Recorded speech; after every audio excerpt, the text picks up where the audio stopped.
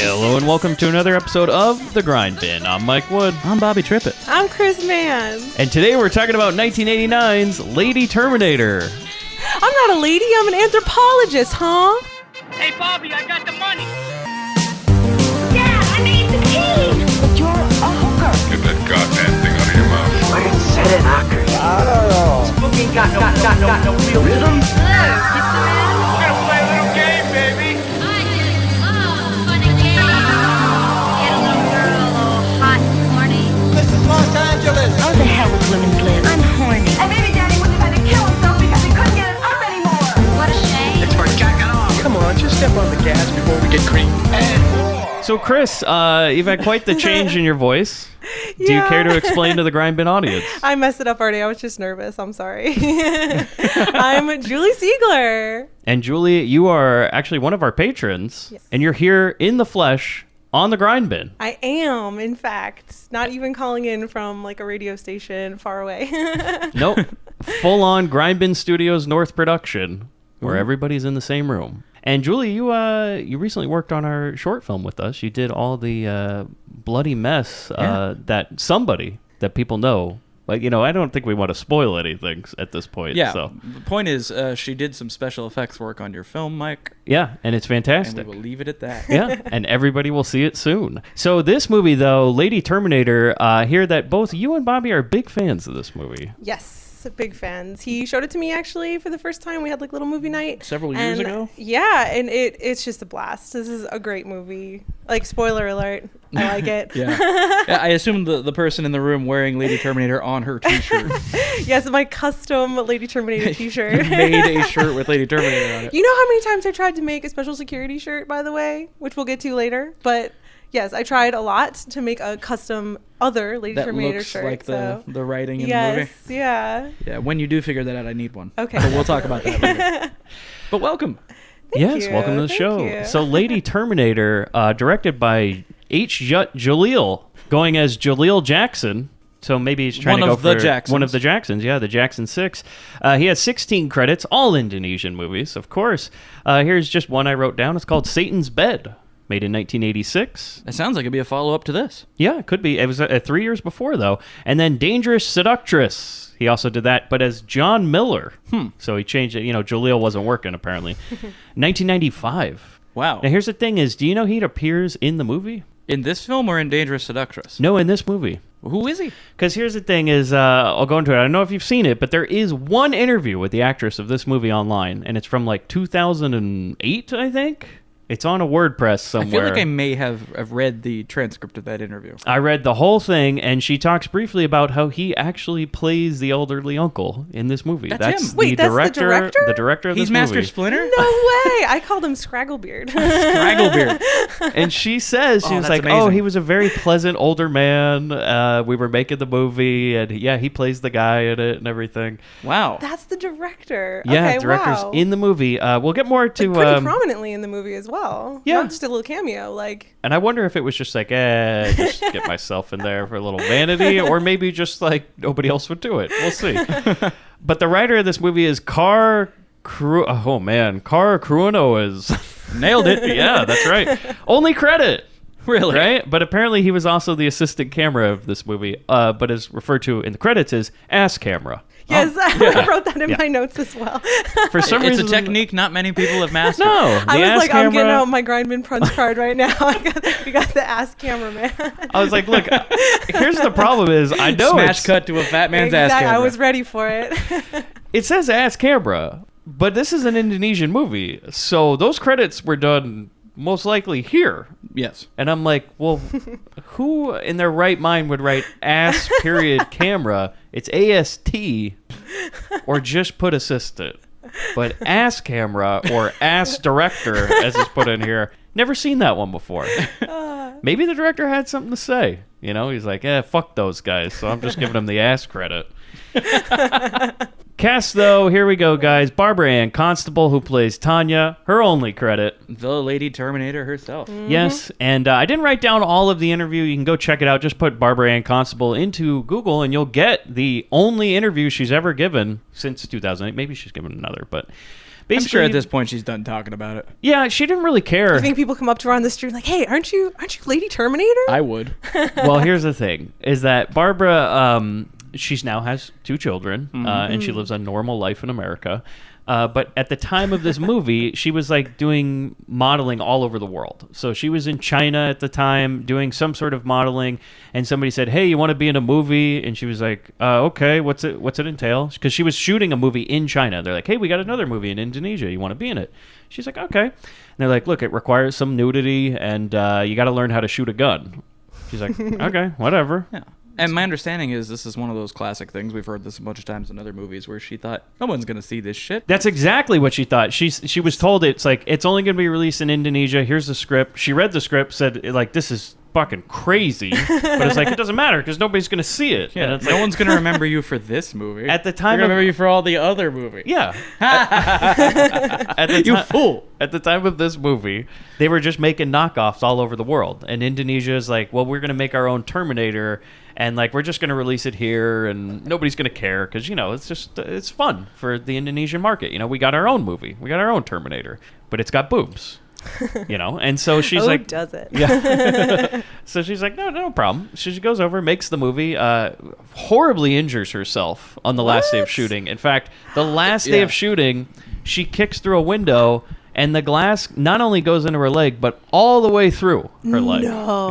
Yeah. Not only that injury, but also some of the torso squibs when she's taking bullets. Yeah. Actually burned her. No way. Yeah. So she got her ass kicked in this movie. Well, and then that's dedication to the craft, man. Yeah. walking to the craft services tent at night one day, she almost fell down a well, too. God. And she said she fell face first, and she goes, I put down my elbows to hit the ground, and the ground never came. And next thing I know, I'm hanging upside down, and my feet my are God. still keeping me from falling completely down a bottomless pit, is what she described I feel it like as. there should be a movie about the making of Lady Terminator. I know. I'd watch it. Like, that would be an insane A special movie. feature. That's what it needs. But she had no ill will towards any of it. She was like, no, it was fine. What a Had trooper. good time. Yeah. What a Lady Terminator So she is. I'm guessing that she doesn't have a stunt double at any point. No. She did all the stunts She did all herself. her own. And so here's Well, the thing. there's that one scene Well, yeah. where that may have been a stunt double. The problem was the last day she sliced her leg complete, like a knife through her God, leg of completely glass, off. right?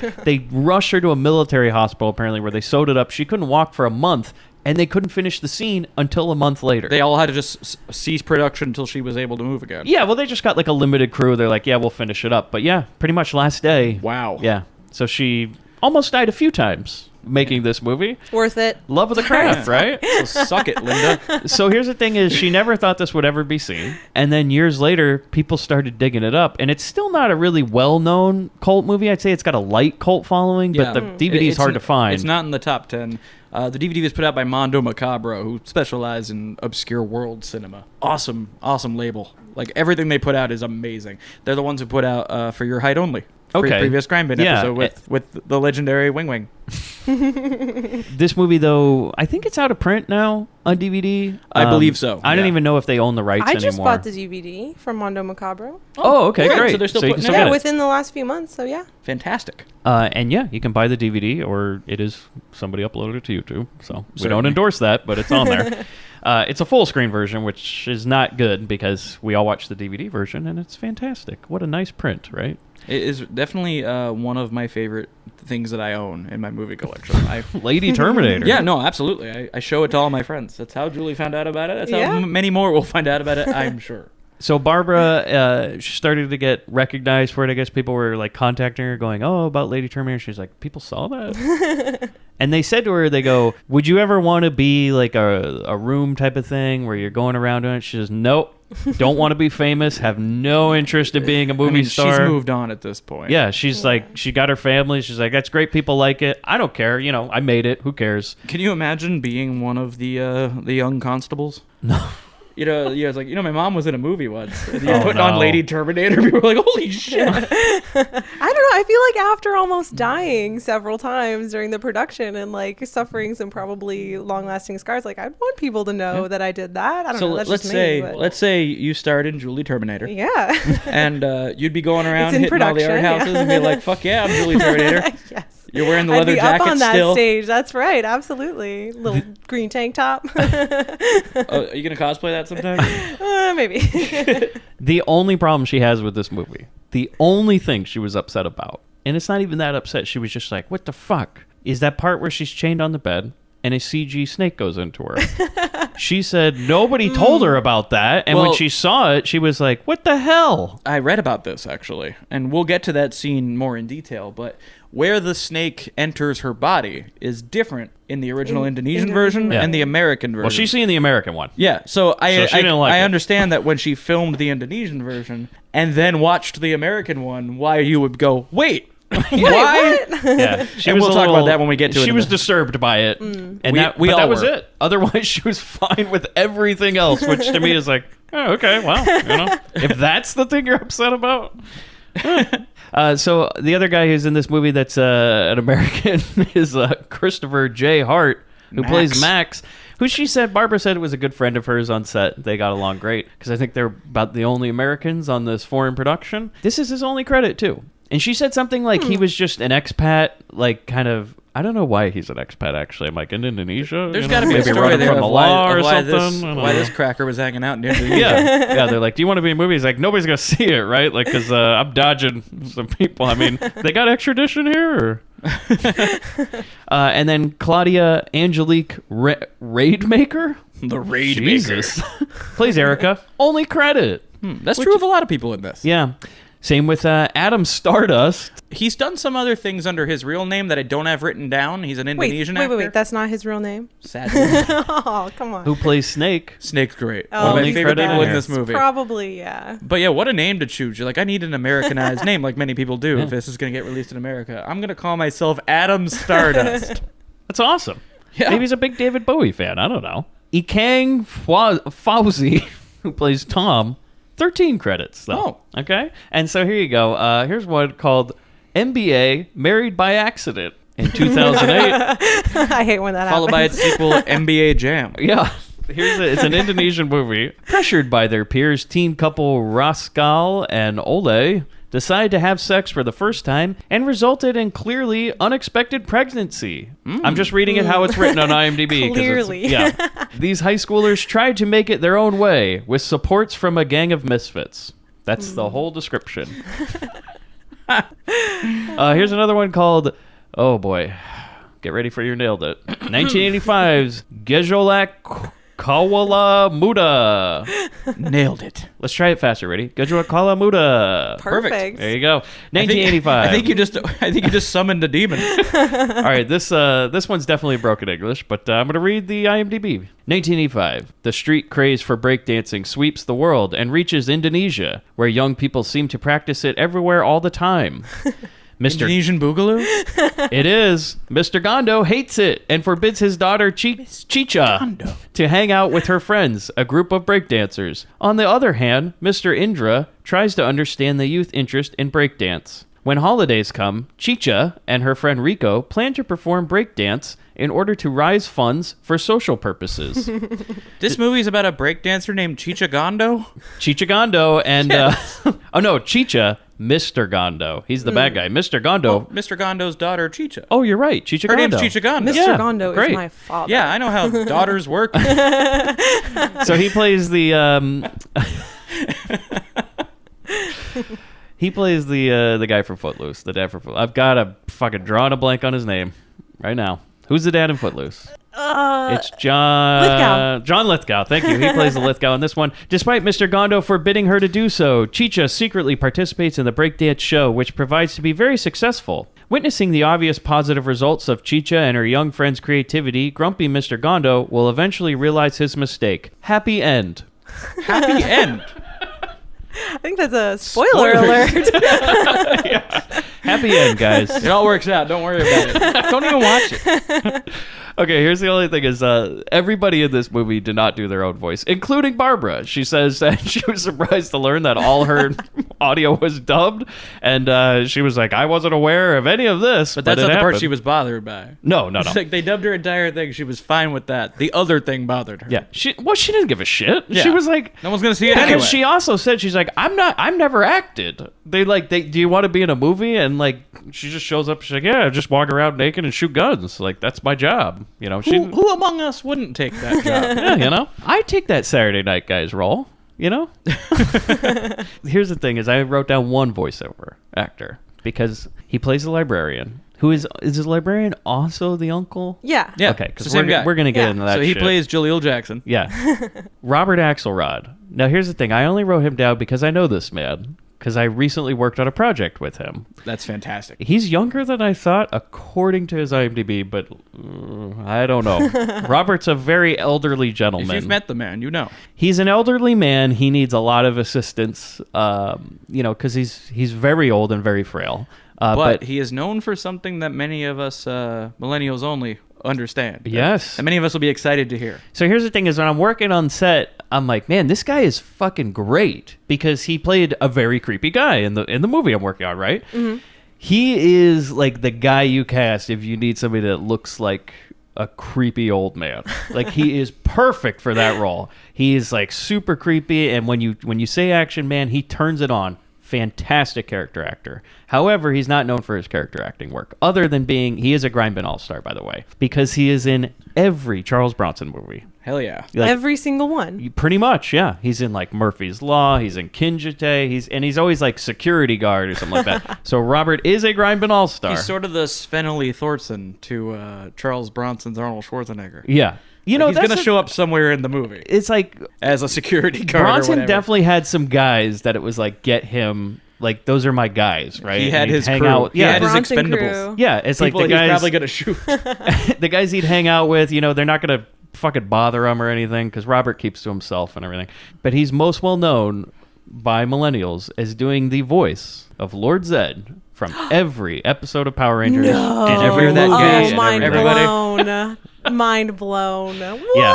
Lord Zed is in Lady Terminator. Oh my I mean, God. voiceover. But he wasn't he's in there. Power Rangers He's either, there. so Yeah, it makes there sense. you go. When I was working on that short, I was like, have I seen him anywhere? And the guy who's directing is like, yeah, he was in like Power Rangers or some shit.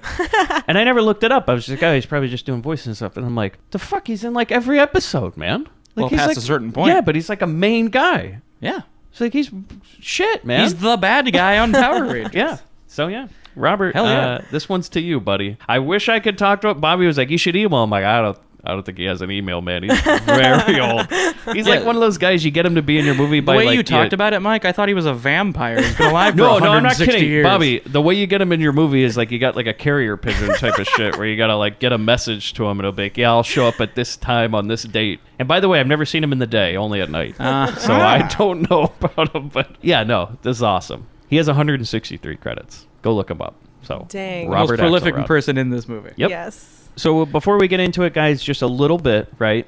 Bobby, as you said, there are 3 alternate scenes from the Mondo release than there is the Indonesian one. Apparently in the prelude scene at the beginning of the film, the South Sea Queen's 100th husband is portrayed by a U.S. version by a blonde American man. Some white dude kicks the door open. Yeah. Smoke and everything. Yeah. It's But apparently that was not in the Indonesian version. It was just an Asian guy from Indonesia there. And This is like when they added a white actor to the 1954 Godzilla. yeah. Wasn't it Raymond Burr? Yeah, Raymond Yeah. Burr playing a character named Steve Martin.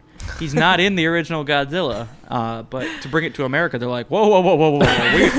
We need a white guy or something. This isn't gonna... Raymond, can you just walk onto the scene? Sometimes it'd be like, hey, look at that lizard, man. And it's amazing because they have like strategic scenes where they took just like an extra with his back to the camera and they made that Raymond Burr and then added a few scenes of him turning around like, hey. Yeah. Yeah, fuck yeah. Fuck yeah. So when Tanya is possessed by having a snake invade her, as we talked about originally in the original Indonesian version, the snake that possesses her, the magic snake that turns her into one Lady Terminator, enters through her stomach, in through her belly button. But then when these creeps in the U.S. got a hold of it, they're like, we got a better idea. Why, that snake goes right up her vagina. Yep. It's a magic vagina snake. And of course, that's the version we get, right? Yeah, and it's done in a very cartoonish way. Like they don't have a tangible prop do anything. You just see this sort of Looney Tunes go right up inside her. Oh yeah, because she's still wearing clothes when it goes Yeah. up there. So it's like, well, that doesn't work on any level. Has So like a it's little a- magical electric crackle as it breaks the barrier there. It's magic. Yeah, As there you things go. do. Go with it. And then here's the other thing is that apparently they must have filmed two versions of this because when Tanya comes out of the water in the American version, she's naked, and in the Indonesian version, she's wearing clothes. Yeah. I don't know why they would change that. So or there were multiple takes. Yeah. One, I would assume, in the making of it, they do one in clothes, and then someone went, "All right, I got an idea." It's like, wouldn't it make more sense if you weren't wearing any clothes? I mean, you are magically coming out of a mystery room under the sea. Where you were just wearing clothes, though. Yeah. Yeah. Well, Barbara didn't care. The nudity did It's all not the phase her. same. She was just she's a model. She didn't care. It's They're like like, what she was doing. Barbara So, ditched the panties. She's like, yeah, fine. yeah, whatever. So we get into the movie, guys. And Wait, if there's I have a couple more oh, little go ahead, trivia Julie, pieces. please. First of all, the number one plot keyword searched for this movie on IMDb was buttocks, which I thought was great. That's for a the good number butt one movie. thing people were looking up for this Excellent butt. This is a Hall of Fame butt movie right here. movie. Yes, Hall of Fame. Also, this movie came out with other names. In the USA, it also is known as Shooting Star. And That's a terrible name. Right? In Yeah. France, it Shooting was Star. called Shooting Star, right? Sounds like a pony's name. In France, it was called Nasty Hunter, which, Yes. Oh, which okay. is pretty great. Nasty hunter. And my personal favorite in Japan, it was called Snake Terminator, The Snake Wench Dies Twice. Whoa. That is way better. Right? But as we know, Japan has very long titles for movies. I was on that High and Low podcast with our friend Spencer, also patron Spencer, and that was just like Detective Bureau 2-3 with like colon and then like a whole long name after it. And when he first sent it to me, I'm like, am I watching 3 movies? And why am I watching part 2 and 3? And no, it's just one movie. Yeah, why does every movie in Japan sound like a Panic at the Disco song? I like it when a guest comes in with trivia. And she's like, shut up, Mike, I got some shit. Yeah. Take notes here, Bobby. And I was just, look at that. Man. I'm going to get replaced. The guest coming in surprising us. This is nice. I know. Well, she is a Julie Terminator. So, by the way, the intro to this movie, before we even get into it, I write, frickin' epic, right? Because holy shit, that title card. Yeah.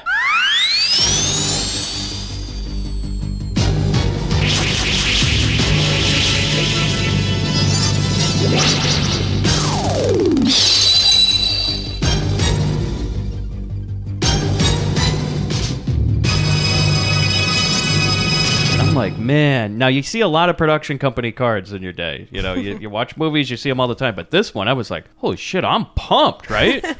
Then how you follow that up? Dead silence. As the rest of the credits come up, you're like, Oh, forever, too. Oh, my God. Because we get, as I write, the ocean, a wave. Yeah, it's like we're watching an infomercial for love songs. Yeah. It's just waves crashing. Just not even waves crashing, just a wave. It's just one Slowly building. slow-ass wave. Which we'll see a couple more times in this movie. The same wave, the same shot. And then we get voiceover, which we'll play here. But the gist of it is that the past should just be a memory To recorded in gather the dust. through recorded time. Yeah. Yeah. I just said leave the past alone. Yeah. It's like memories short are and on. sweet guy. Let's get to it. Sometimes the past should be left to memory, to gather dust within the covers of recorded time. So we cut to a castle on a mountainside, right? And then we go inside. We're in a bedroom. And I said, well, boys, you got what you came for, I guess. Yeah, we're getting Right right off to the it. bat. Yeah, here's the thing is like you start with the wave and the guy's he's got his hand on the remote. It's I late at don't know night. He's about like, this. and then all right, I'm good. Because it cuts immediately to a sex scene, which is what you want to open your movie with, right? First Yeah. 30 seconds. Well, I'm sorry, that the credits were about 2 minutes. But, your first 3 minutes, you got a sex scene. Yay! And she's wearing like I think it's supposed to look like seaweed or something. She's wearing this green. They're going for that sea number. motif, you know. Some Yeah. kind of kelp Some ensemble. kind of kelp. Just throw. Oh shit! We got to get us some sort of outfit. She got to take something off, right? And they're like, Yeah. "Well, I found some seaweed outside, sir. Should we just throw it on her?" Slap it on her. Let's see what happens. Some guy's eating his lunch. Like, give me that. Yeah, because the crew they make eat kelp from us. Well, craft service is light today, boys. Just get some kelp. Just gnaw on that. It's fine. It's already seasoned.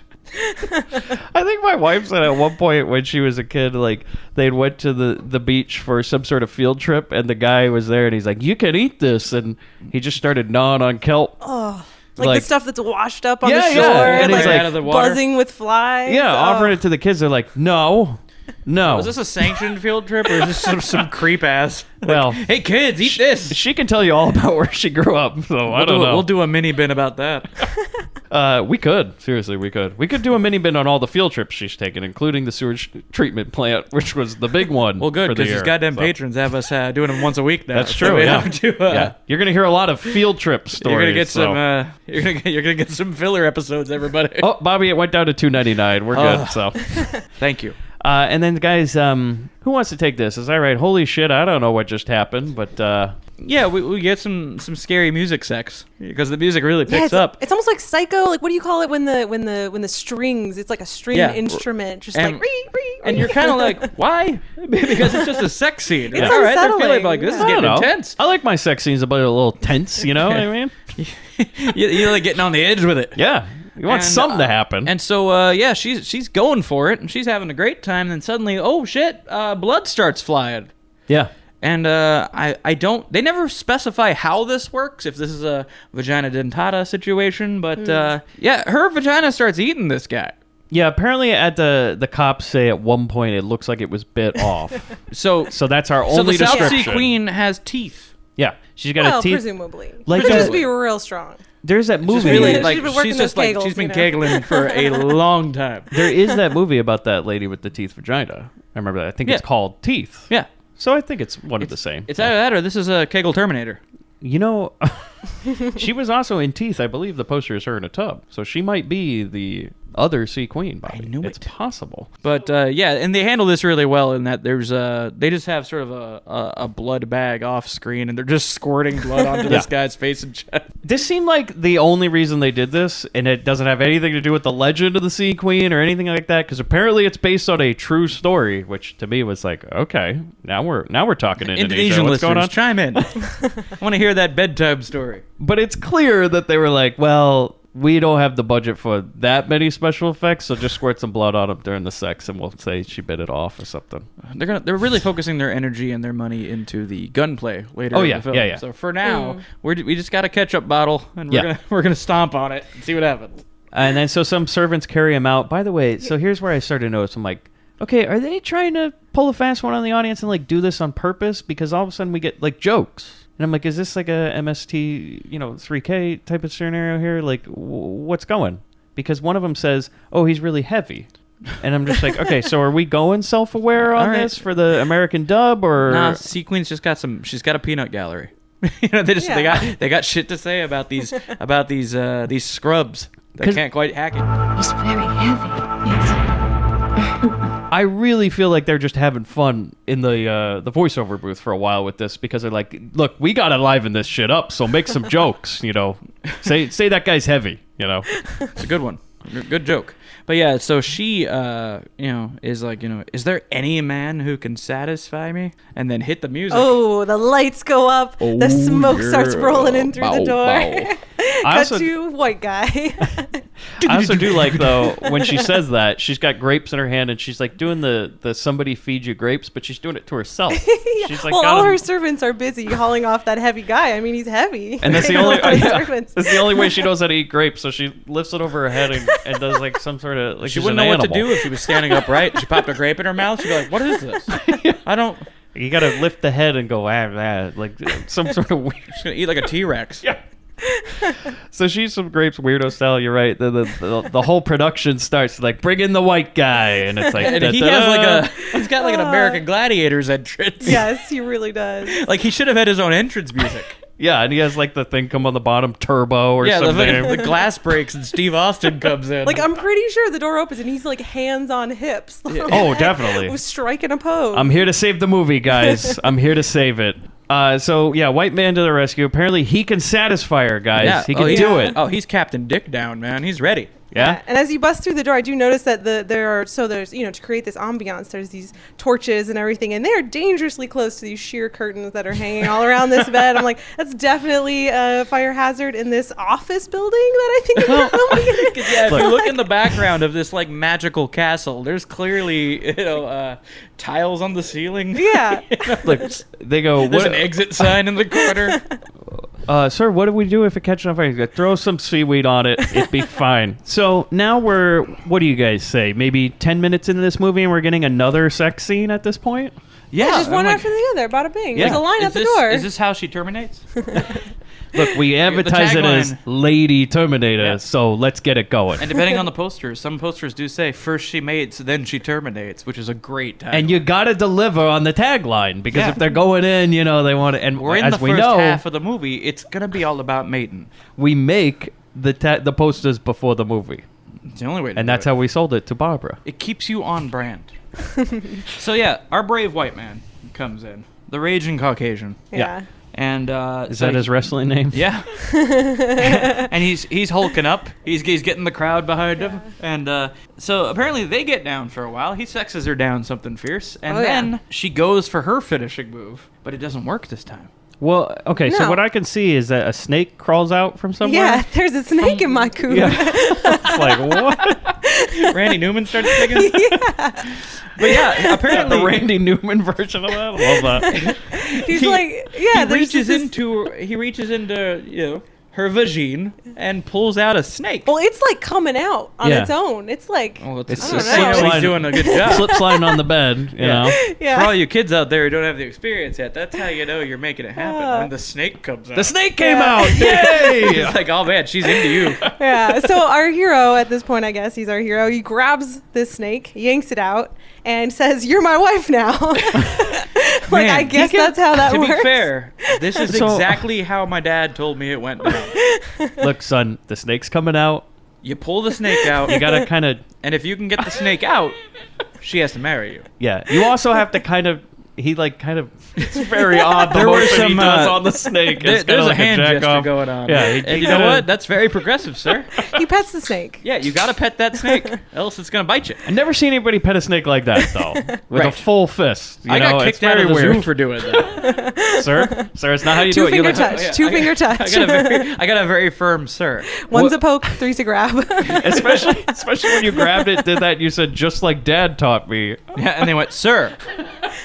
So this firm sir pulls this snake out, and it solidifies into a dagger. Yeah. And That's that's what pretty he says, bitchin'. as Julie said, you're my wife now. I want you to stop the killings. To which she responds with, "Bastard, you tricked me! In 100 years, I'll have my revenge on your great-granddaughter!" And she fucks off. Yeah. Yeah, And all like right, that she- is very specific. What Yeah. what a passive-ass threat that is. Yeah. But And- you know and what? I imagine he's standing there like, so I'm good then? Yeah. Like, oh, cool, nothing's gonna happen to me. Guess I Yeah. won. Yeah, Right? she- Well, I don't think he wins, actually. Because you know- apparently that wave, it was building, guys. It was, yeah. And the wave comes back. And I believe gets rid of the whole deal. I think so, because I think she walks off. She says she's going to go join the forces of evil at the bottom Yeah. of the sea to avenge the loss of her crotch snake. And I think that in her leaving the castle, the waves just overtake the whole thing. Now, All he had those to little have gotten serpents. out of there, though, because otherwise he wouldn't have a great-granddaughter for her to come after. Unless he's already Well, a single dad. You know, Bobby, like we've seen, I think he's going around planting the seed quite a bit. So I think the daughter may have already been. Wait, no, she says in 100 years. No, that still works. Yeah, yeah. Never mind. No, he knows. Never mind. She knows. She's like, I'm look, good. I know you've been around. The snake came out. But this So is the you- guy who you pulls know what out you're the doing. snake. So how does he Yeah. have children? Man, there's a lot of questions. And guess He's what? got the technique down. He knows the rhythm. Yeah, this movie will not answer any of those. Like, it's just gonna go. You know what? Fuck it. Kind of like the actress does. She's like, fuck it. I'm going in the water, and she just walks in, and then the wave comes, and I guess we don't see the model be destroyed of the castle. No, but the wave has wiped out the prologue, and now we're in the movie. Which, by the way, it looks a lot like when this castle on the mountain is that like they took a boat out and then put like a model of a castle on the bow of a boat. They go, all right, now do it a little out of focus and get the water. This And is they're like it in works. Raiders of Atlantis. Yeah, the it model is work they very did much. there. Yeah, but at least they had a tub. In this movie, they're like, all we got is a boat. So we finally meet Tanya. Oh, yeah, well, we're in that's the when we, present day now. Yeah, it yeah. jumps After to probably 100 years from now or Well, so. they don't tell us that, but it takes about 100 years for the rest of the credits to finish. Yes, is oh what my happens. God. We get all the ass credits. Yeah, at this ass point. cameraman. Yeah. Ass cameraman, ass director. Also, I really did like that the guy who was the main cameraman, his name was Choo Choo. Choo Choo the I was ass like, I love cameraman. that. Yeah, and I think there were some other typos there. I think there was a Timothy or Timothy. Timothy? That's how I spell it. So no, yeah. Apparently, it's been 100 years. We don't see that anywhere. Sure. You know, if you're gonna put the credits in the movie, you could just add a little. Fuck it. It's an undisclosed later time. Also, they only had 2 legs on that tripod Uh-huh. because it seems like everything is so incredibly Dutch angled that it's like nobody's gonna notice. It's like Citizen Kane. You know, it's like it real was dramatic. it was artistic. You know how hard it is to balance a camera in your ass? It looked like they just put the camera on the edge of a curb, right? And they were just like, All right, we need a real fucking low fine. angle here. Well, that's kind of all I got. Also, one of the legs is stuck, so it can't go up. We can't level it. Look, make it happen. We have no time. So Tanya's at the library, the most dimly lit library I've ever seen. What a right? creepy haunted library this Yeah, is. it's It's just dark going- in there. There's a bunch of taxidermied animals all Yeah, over. she's checking out this taxidermy, like all through the library. There's like a mongoose, like, I'm pretty sure. And so here's the thing: is she goes in and she's like, "Hey, I'm looking for a book. I'm writing a thesis on the Sea Queen." And over in the corner, we meet our librarian, who emerges from like a cloud of vape smoke. Yeah, and that Old man introduced Stragglebeard. Lord Zed. Yeah. Okay, now I do want to say something about Robert. Is that he is not Asian, No, but boy, did they try to get him to do a little Asian type of it's accent. one of the reasons I refer to him in my notes as Master Splinter. One, because he looks like Master Splinter, and two, because they voice him like Master Splinter. Yeah. So I that would have been very uncomfortable. Robert, can you add a little bit to it? And he's like, all right, I get it. Hey, that happened in the most recent Ninja Turtles movie. No. Tony Shalhoub plays Splinter. Stop it. And the funny thing is, for anyone who hasn't seen the recent 2 Ninja Turtles movies, they're awful, and I 2, haven't seen them. Splinter is not a Japanese man who got turned into a rat in all the previous continuities. He is a rat that mutated and became intelligent and found a book about martial arts in the sewer. And they don't explain why, but he starts speaking like an old Asian man because he studied a book about martial arts. And now he talks like an old Japanese man. Well, we're not going to touch that. So who do you hire for that? Tony Shalhoub. You think like Monk just came in and started doing that, and they're like, I'm not going to stop him. Like, we're just going to kind of let that go. You tell him. Like, does Tony? Yeah, great, Tony. That's great. Thank you very much. We're gonna move on. We got it. Should I add a little more? No, that's perfect, man. Perfect. So apparently she's looking for this book on the South Sea Queen, and the Yeah. librarian, he comes through the smoke and fog and everything, and he goes, "Oh yeah, well that book, yeah, about that." And she's like, "What?" And he's going on. He's like, "That's kind of a dangerous book." And I'm just immediately red flags everywhere. I'm like, "Well, don't rent it." If it's that dangerous Well, of she's a book. writing her thesis on a mystical sunken castle and a necklace, and she needs this book. She's writing a thesis. Yeah, Yeah. and she You can't says, just say no because it's dangerous. Knowledge is dangerous. And you know It's what? true. If you're so worried about her well-being, how about it's checked out? Yeah, I'll let Exactly. you know when it comes back in. because he sees her and immediately goes, "Oh, Sea Queen." He just sees it right away, and Yep. it's like, okay. And so she says, "You speak of legends. I'm an anthropologist, huh?" Yeah. In this day and age, you speak of legends? I'm an anthropologist, huh? End it with a question. Is it a way out? And I write, yeah, that's why I'm like, if it's so damn dangerous, don't rent it out. And I go, How easy would it be just to put to grab that mongoose and just set it in front of the book and be like, I don't think we have it. I mean, do you You might check the other imagine? library. You imagine the orientation for people? They're like, look, if anybody comes in asking for the Sea Queen book, you got to give them the spiel about how it's dangerous, and we really prefer it if they don't rent it. But the government, we got to rent it, so you got to do it. He just shrugs, takes another hit on the vape pen, and then goes, "All right, here's the story." Can you imagine how many times some new employees go in, they're like, "Do you got the Sea Queen book?" And he's like, "Yeah, I know, it's right." And he's like, nope. God damn it. Remember the training. Well, I mean, this is a very popular story in this country, as we can tell, because in the library, hanging above them as he's like holding this book, is a picture of the sea queen. Like, And that, So maybe stop talking about yeah, it. I think she's like a pop culture phenomenon in Indonesia. we have, because later when she's everywhere. we meet these fellas on the beach, they're talking about it. And later we in go to a hotel, and that's same the picture. decor is a giant picture. They're all about the sea Everybody queen. knows about it's the like sea queen. Jesus in Italy. But nobody. Just like everywhere you turn. Yeah, because everybody always goes to the libraries in Italy, and they're like, "You got a book on that Jesus guy?" they're Just like, wondering. Oh no, you don't yeah. want to. That's dangerous. You don't go poking around Look, about sir, Jesus. There's no happy end to that one. Okay. But no, he's like, "You sure you want the book and everything?" And she's like, "Yeah, come on, give me the fucking book." And She he's- just snags it. yeah. Yeah. Well, she's sick of it. She's like, "Look, fucking rent it or not." I'm here for your smoke show, sir. Yeah, so then she really needs to pass that thesis, man. So she goes to a boat now, right, with a creepy sailor. We meet Indonesian Quint and his Joe first Pirate. mate Popeye. Yeah, Yeah. Joe Pirate, I think is what she calls him. Joe Pirate.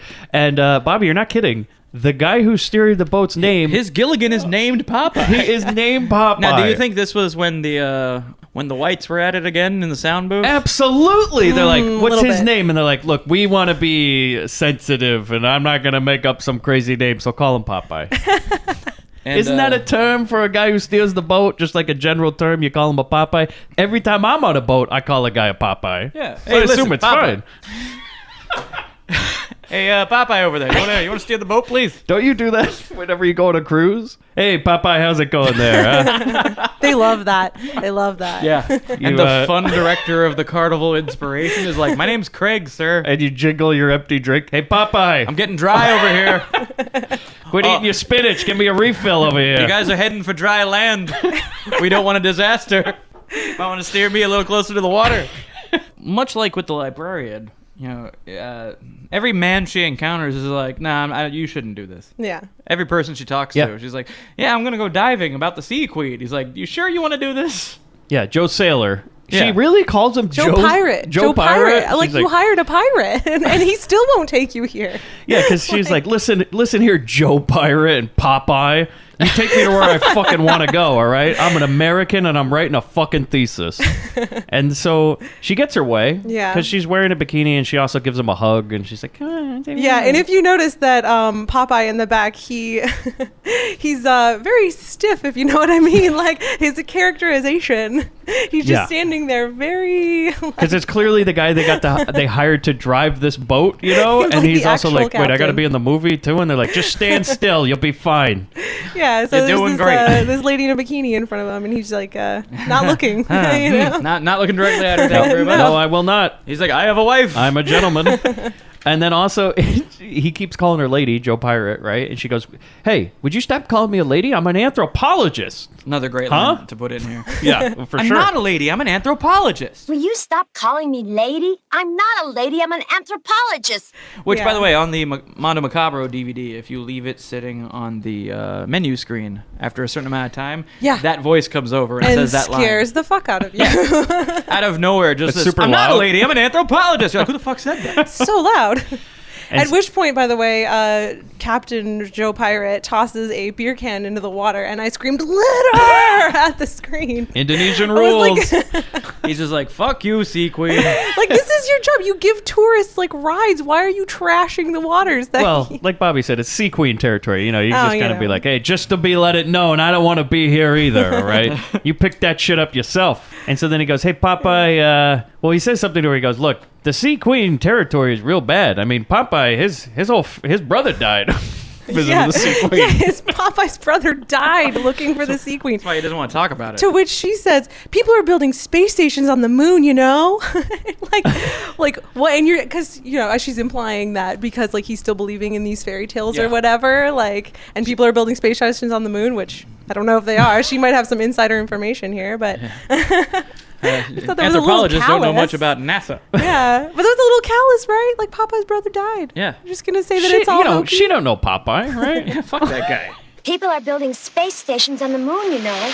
What makes you so superstitious anyway? Yeah, well, she's sitting around calling people Popeye and Joe Pirate. I don't think she gives a shit about. Yeah, I'm going out on the water with my friends here, Popeye and Pirate Joe. Yeah. And you don't want to hear what she called the librarian. Thank God we cut, you know. But no, That's she's some Tony Shalhoub shit she was saying. she's like, she goes, look, how am I going to get there? Everybody dies when they go visit the Sea Queen, but how about a little bikini hug? And he goes, all right, I'll take you there. I'm good. Sweeten the deal a little bit for him. Yeah. So he's like, all right, well, I know I'm probably going to die, but no problem. So we go over to Sea Queen territory. Yeah, she dives under the water. Oh, the and, most pointless fucking scene, by the way. Oh, God, yes. And Joe Pirate's sitting there watching the bubbles, and he's waiting, and he's waiting, and then he's getting concerned. He's like, Ain't no bubble. yeah. Popeye, did you fix that thing? And then all of a sudden she just comes back up. She goes, oh, God. And if you listen, you hear Popeye go, She forgot to turn the aqua lung on. what a moron. I'm not a diver, I'm an anthropologist. And by the way, this is the fucking most pointless scene in the movie. It makes no sense. We just watch her go for a little bit. She comes back up. She goes, yeah, thing's broken. Yeah, I couldn't breathe. Oh, and you go, oh, yeah, no problem. Fix that. There you go, kids. Just so you know, always turn on the aqua water valve thing. Yeah. Safety first. Yeah. Then Double check. just go back in the water. So she goes back under, and now Yeah. we've got it fixed. Yeah. And while she's under there, why my toy boat gets taken over Yeah. There's by some, another slow ass wave. Oh, no. Oh, well, no. There's some. Bobby. There's first he sees a snake Yeah. Oh, pardon. on this Monday to Friday boat. But all right, oh, never mind. It's a fucking rope. Yeah. It's just a rope Right, that somebody's right. dangling. You know what I mean? They're like, dumbass. It was actually a rope all along. Yeah, and then we get a really nice like up the shorts shot of Pirate Joe. Before then, that's when the wave starts rolling in. That big wave that was out in the ocean building during the credits.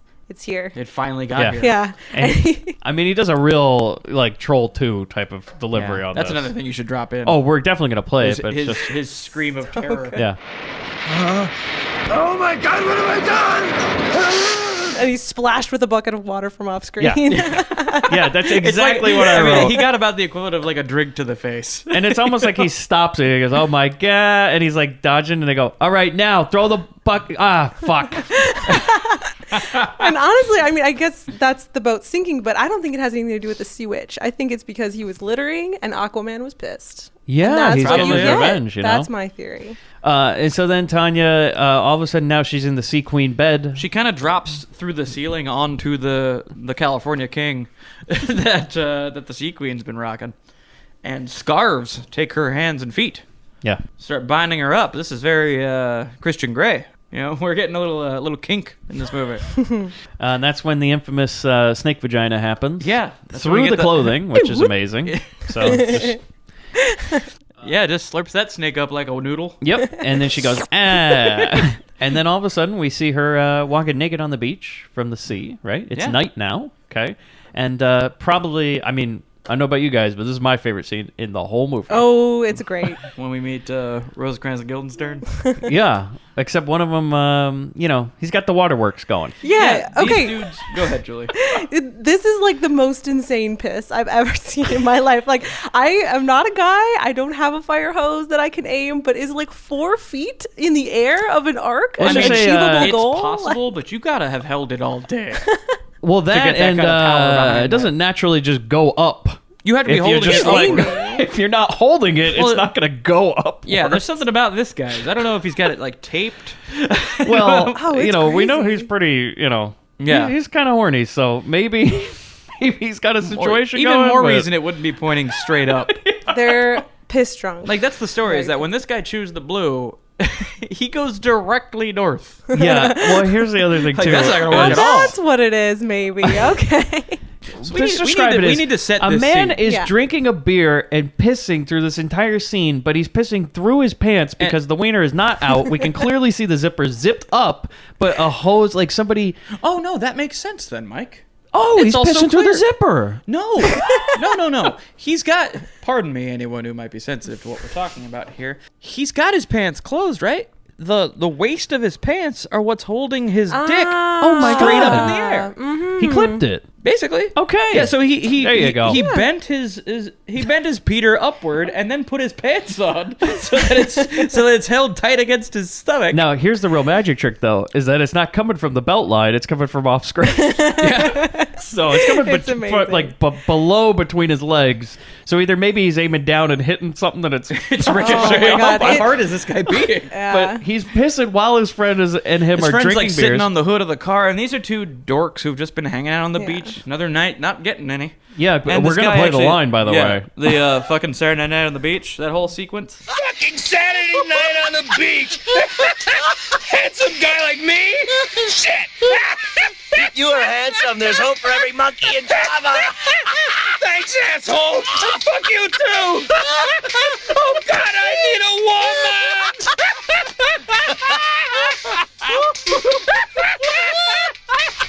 And while they're talking about like, God, I wish I had a woman, the friend turns and goes, "Hey, remember the legend of the South Sea Queen?" It's pervasive in their culture. It's just like a part of the phenomenon. And It it's like, is. of course I remember. They got it up at every hotel. Yeah, I got my Sea Queen rear view mirror dangler She here. has air freshener. Yeah. And it was, wouldn't it be nice if she came now? Yeah, and then he goes, Oh, he about says that? I didn't hear that. Yeah, wouldn't it be Okay. nice if the Sea Queen came I thought right he now? just- to I fuck thought he off? just brought it up.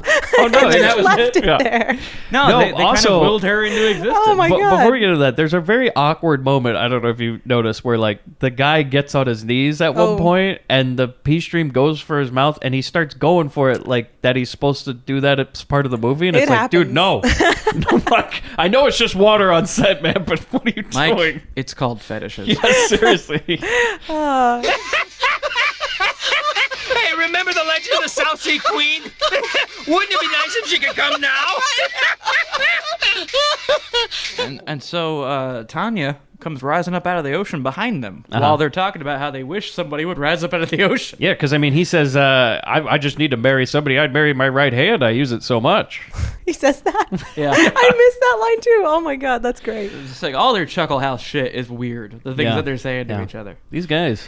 She rolls up and they say Yeah. Crazy tourist because Yeah, naked she's lady just on the naked. beach gotta Naked be a white crazy lady showed up. tourist, right? Because they even laugh at it. He's like, hey, look at that as a naked lady. Walk and, it up. And she walks right up to him like she wants it. Mm-hmm. And they're getting all excited. And he, a friend tells his other friend, "Hey, go on, you're not gonna catch AIDS." Yeah, what? Wait, what? What? Huh? How do you know this? Yeah, whoa. Why not? Yeah, well, what circumstance? Because she came out of the ocean? Yeah, she's clean, right? Yeah, From the ocean. She's like all rinsed healing out. She'll wash that seawater. AIDS out. It's the salt took care of it. Don't worry about it. It's the kelp. Yeah. The kelp gets rid of the AIDS. Go on. You're not gonna catch AIDS. Also, we learned this is Indonesian Bobby. Okay, because the way he These hits on boys her. are Indonesian Bobby and DeVito. Yeah, because he goes, you want to have a good time? I got some pot in the car. He just say that. Wanna have a good time?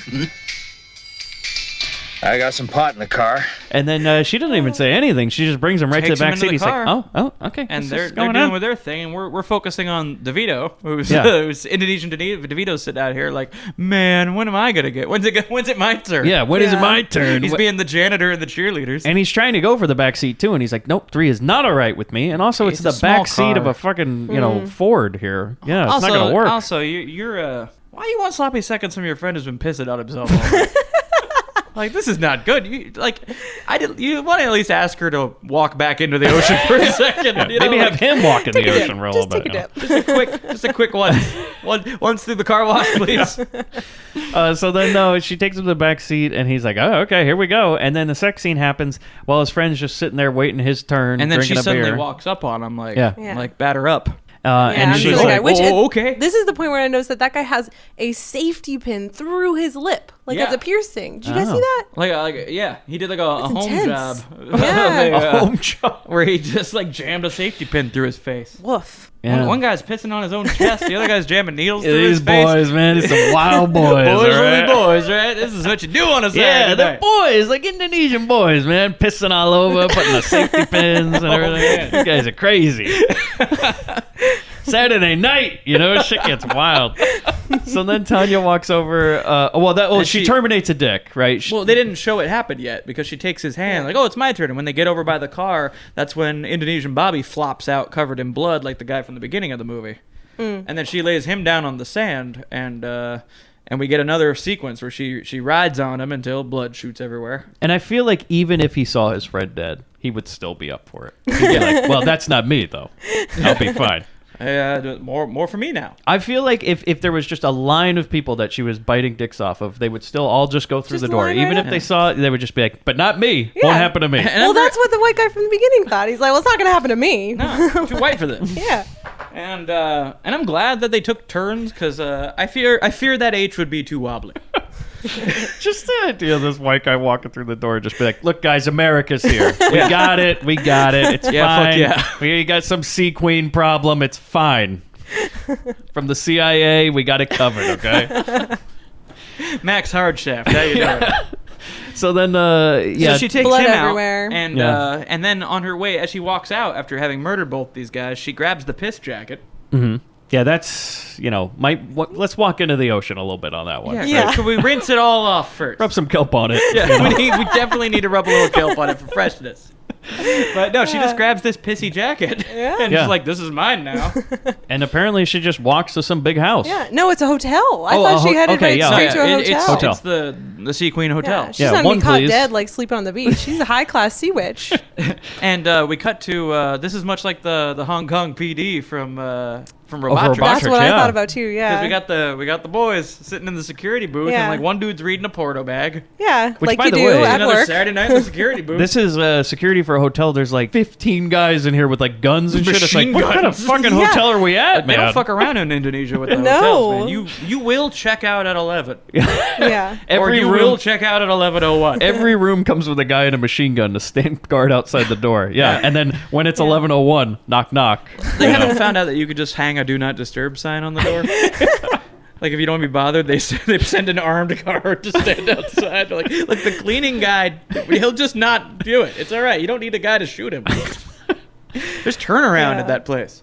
But yeah, and they look on the monitor, and they see this lady walking down the hallway, and the guy goes, "Hey, check out this action." Yeah, Yeah. and she's one please, and just She goes to room takes her own room, 1113, and the door opens itself for her. Yeah. which is the Sea Queen suite. Apparently, Yeah. It also has a picture of her on the wall. It does. The same one from the library. Like the exact same one from the library. as It's a matter of very fact. popular print. It's It like is. Elvis crying. Yes. Yeah. It's good.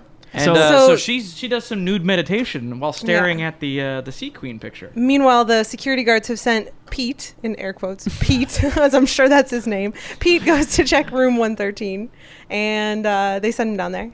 Yeah, And she's just like meditating in her room and staring at that picture, the And- Sea Queen up there. And I suppose we're supposed to infer that it's her because of the way that they're like matching eye lines here. well, I'd say that because then shit goes crazy, lightning bolts and wind there's a and bottles TV breaking, on and in the background showing a music video. and she's fucking pissed. She hates that channel. So she's like, "Oh, this song sucks," and yeah, we get like some Lord Raiden soul electricity going on everywhere. You know, it's like when you're a kid and you're watching MTV, and it's like, look, I understand all those kids are missing everything, but I've heard this Soul Train song like fucking 1,000 times, the Runaway Train song, and you're like, could it just be Soul over? Asylum. Yeah, Soul Asylum. You're Soul like, Train. Soldier. Yeah, no, Soul I've heard Asylum this song. Soul Train song too many times. You know what I'm talking about, though. When every day that thing's coming on, you're like, all right, well, let's see what's on VH1. Nope. Oh, God damn it. I don't know why I even switched And it you over. you feel like a madman laughing at the rain. Yep. And you just got to get through it until the next one comes on. Look, those kids are gone. It's fine. Yeah, it's fine. Okay. Just Bring it wait back around to- for CNC Music Factory to show up. Yeah, please get back to Spin Doctors, sir. And no, Yeah. she really hates Erica. Like the new pop sensation, Erica.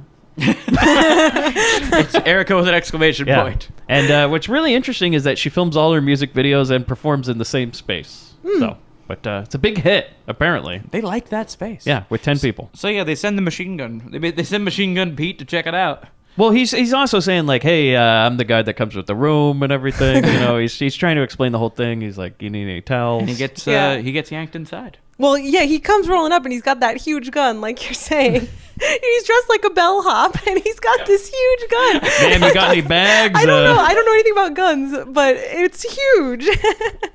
And she just yanks him into the room. And you know what's gonna happen there. Yep. Yeah. That's Terminate. a wrap on the bellhop. Dun. So then we go to a bar, Yeah. and I just put just random people drinking. Yeah, Amazing we ADR. first see Max. Hey, Yeah. Bobby, God, you dude. serve beer here or just milk? Oh God, yeah, that's the line. The guy sits next to him and says that, and looking him up and down because he's wearing this like purple and pink plaid polo. He's the whitest looking guy you've ever Just seen. sitting there wanting to drink his sorrows away. I called him Max Milk the entire rest Max of the Milk, thing in my love notes because he's just milk. That's what he these, is. These yokels come in, and he made that comment about milk, and the dude says to his friend, he's like, "I want y'all to get shit-faced drunk now, you hear?" I go, how's that guy know my line? Every time I walk in a bar, hey, what do you serve beer here? Just milk. And then it In takes your me little forever. vest, bare-chested, which is your leather vest. And for on. some reason, it takes me forever to get a drink, even if there's nobody there. They just seem like they don't hear me. Hey, you serve beer here or just milk? The yokels start harassing a lady. Yeah. How do they hit on ladies in Indonesia? Yes, it says, "Hey, pretty face, what do you having, pretty face?" I think he says it Pretty like face. He says it like 3 times. Hey, there's a pretty face. You too, pretty face. What are you having? And so she smacks him in the face, and then And he hits her right back. Slaps are exchanged. yeah, that was. We get a Yeah. slap fight, and that's when Max needs to intervene. He finishes his milk, and he comes over there, and then, well, here's the thing: this movie needs a hero, right? 15 minutes in, we Desperately. need somebody. we to need root another for. brave white man. Yeah. So he comes over. He goes, "No, it's all right. I'm America. I'm here." He intervenes. Waving around his flag at his 2x4 like Hacksaw Jim Duggan. And then his friend comes in, who will show up later in the movie, right? Yeah, his buddies. Yeah, he's got his buddies there, His old A-team friends from back in the squad. Yeah. Snake and Tub are these two guys. So Snake and Tub, they're like, "Hey, look at you, beat that guy up. Look at you, the cop." Yeah. And he's like, Now that's what I Snake's call first police line. brutality. and Max goes like, "Hey, stop it. I'm off duty, all right? I'm not, a, cop right right now. now." Jesus, you know? Jeez. This is That's- just me it's just- being a gentleman. It's just Max brutality. In fact, I'm going to turn myself in for assault because I did hurt somebody tonight." He's as all about law and order as Chuck Norris. He just shows up with handcuffs on himself and he goes, "Just book me, all right?" Yeah. He's already Assault, fingerprinting himself. First degree. I did it. I confessed to doing it. I am here to serve my time. He just goes into the cell. He closes the bars behind him. He's like, all right, let me know when it's time. Okay. And We should take a second to describe Snake though, because he's so great, and I was so impressed with this character. Just walking up. So the guy who's assaulting, who's like slapping the woman, he has a ponytail mullet, which is great. yeah, he But looks like the Snake guy has- from Raw Force. Yeah, Snake Rob has Van a Dam. far superior mullet. He looks like Indonesian Joe Dirt. It's amazing. It's red. It's amazing. His profile is incredible. He's got like the best nose. Like he must have replaced the police dogs on the force because he can smell trouble a mile away with that schnoz. He kind of has the mullet from the character Snake from like Metal Gear Solid 3. Yeah. If you Yeah. ever play that one where it's like the 70s This- one where he this has the thing- mullet for some reason. It's amazing. Yeah. This thing is it's a waterfall that covers many states. And yeah, this dude looks like a boardwalk caricature. Yeah. Oh, Like, it's like- you don't think this? Yeah, You this can't draw a caricature of this man. No, it's amazing. Jersey dude's hanging out at the boardwalk for sure. Man.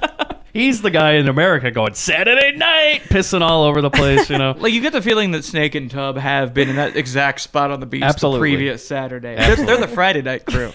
And that's when he said, "Look, Snake, you got piss all over your jacket. Just walk in the ocean. You know, it's all fine." So now, then, all right. I guess we're gonna follow Max now because now he's a character. He's, Yeah. I guess, our main character. Maybe We get his I don't know. his meet cute with Linda. Yeah. And now, oh yeah, that's right. He's got this girl with him. Yeah, the girl that he saved. Yeah.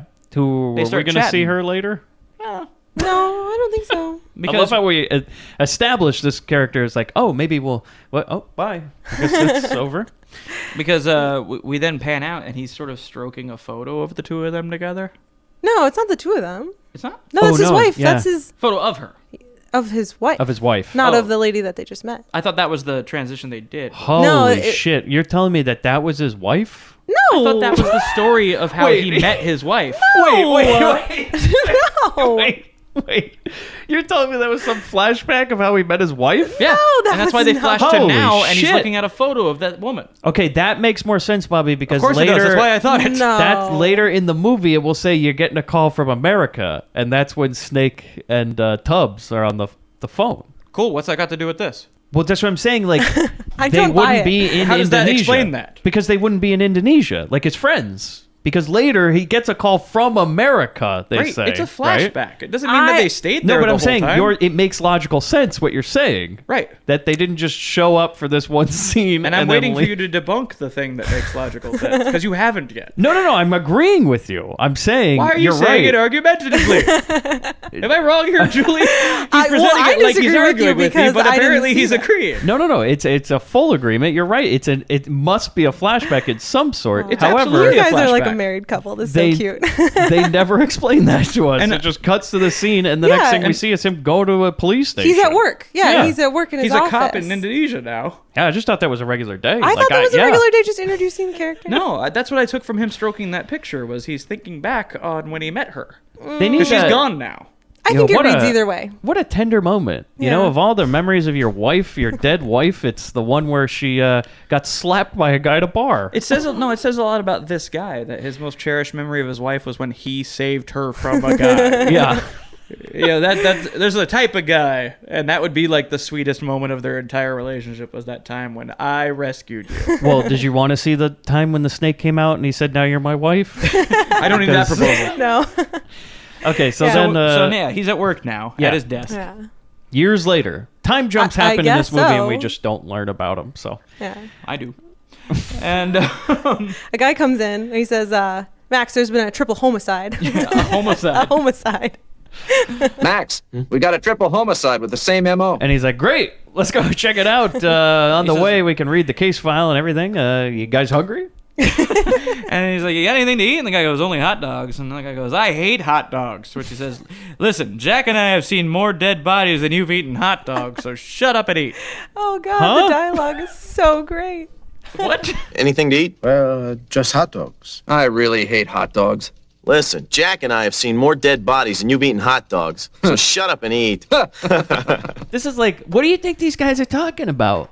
I don't know. Hot dogs? Is that what they eat over there? Hot dogs. Everybody eats hot dogs. Yeah, everybody. Who doesn't love a hot dog? You just see Max is so like white bread that this guy is just, he's full on American. He's like, "No, sir, I will not have any. I will eat a hot dog." Drink a milk. Never eat a hot dog. Noodles? No, thank you. Nope. Can't wrap that around a hot dog. Yeah, So, no, thank you. we see the boys react to someone eating noodles pretty soon. So you're absolutely right. It's like, absolutely not. So then we cut to some lady named Erica being interviewed on the news. Okay? She's being like ambushed at the mall by someone talking about her music career. Yeah. which the audience is not privy to. You know, you're just like, is it the girl from the music video? I guess so, because Yeah. she just and walks and in the reporter's just like, "So there's a big show tonight. You want to tell us about it?" and she's like, "Oh, I'm so nervous. I'm not really a star or anything. I don't really want to be famous. I just, you know." And then she's Great. like, "Okay, sounds good. So tonight at 7, Erica, Come to the mall where we're gonna have a show. And the interviewer, though, I love the part where she pulls just like the bitchiest face possible, and she's like, "I hope you'll be famous soon."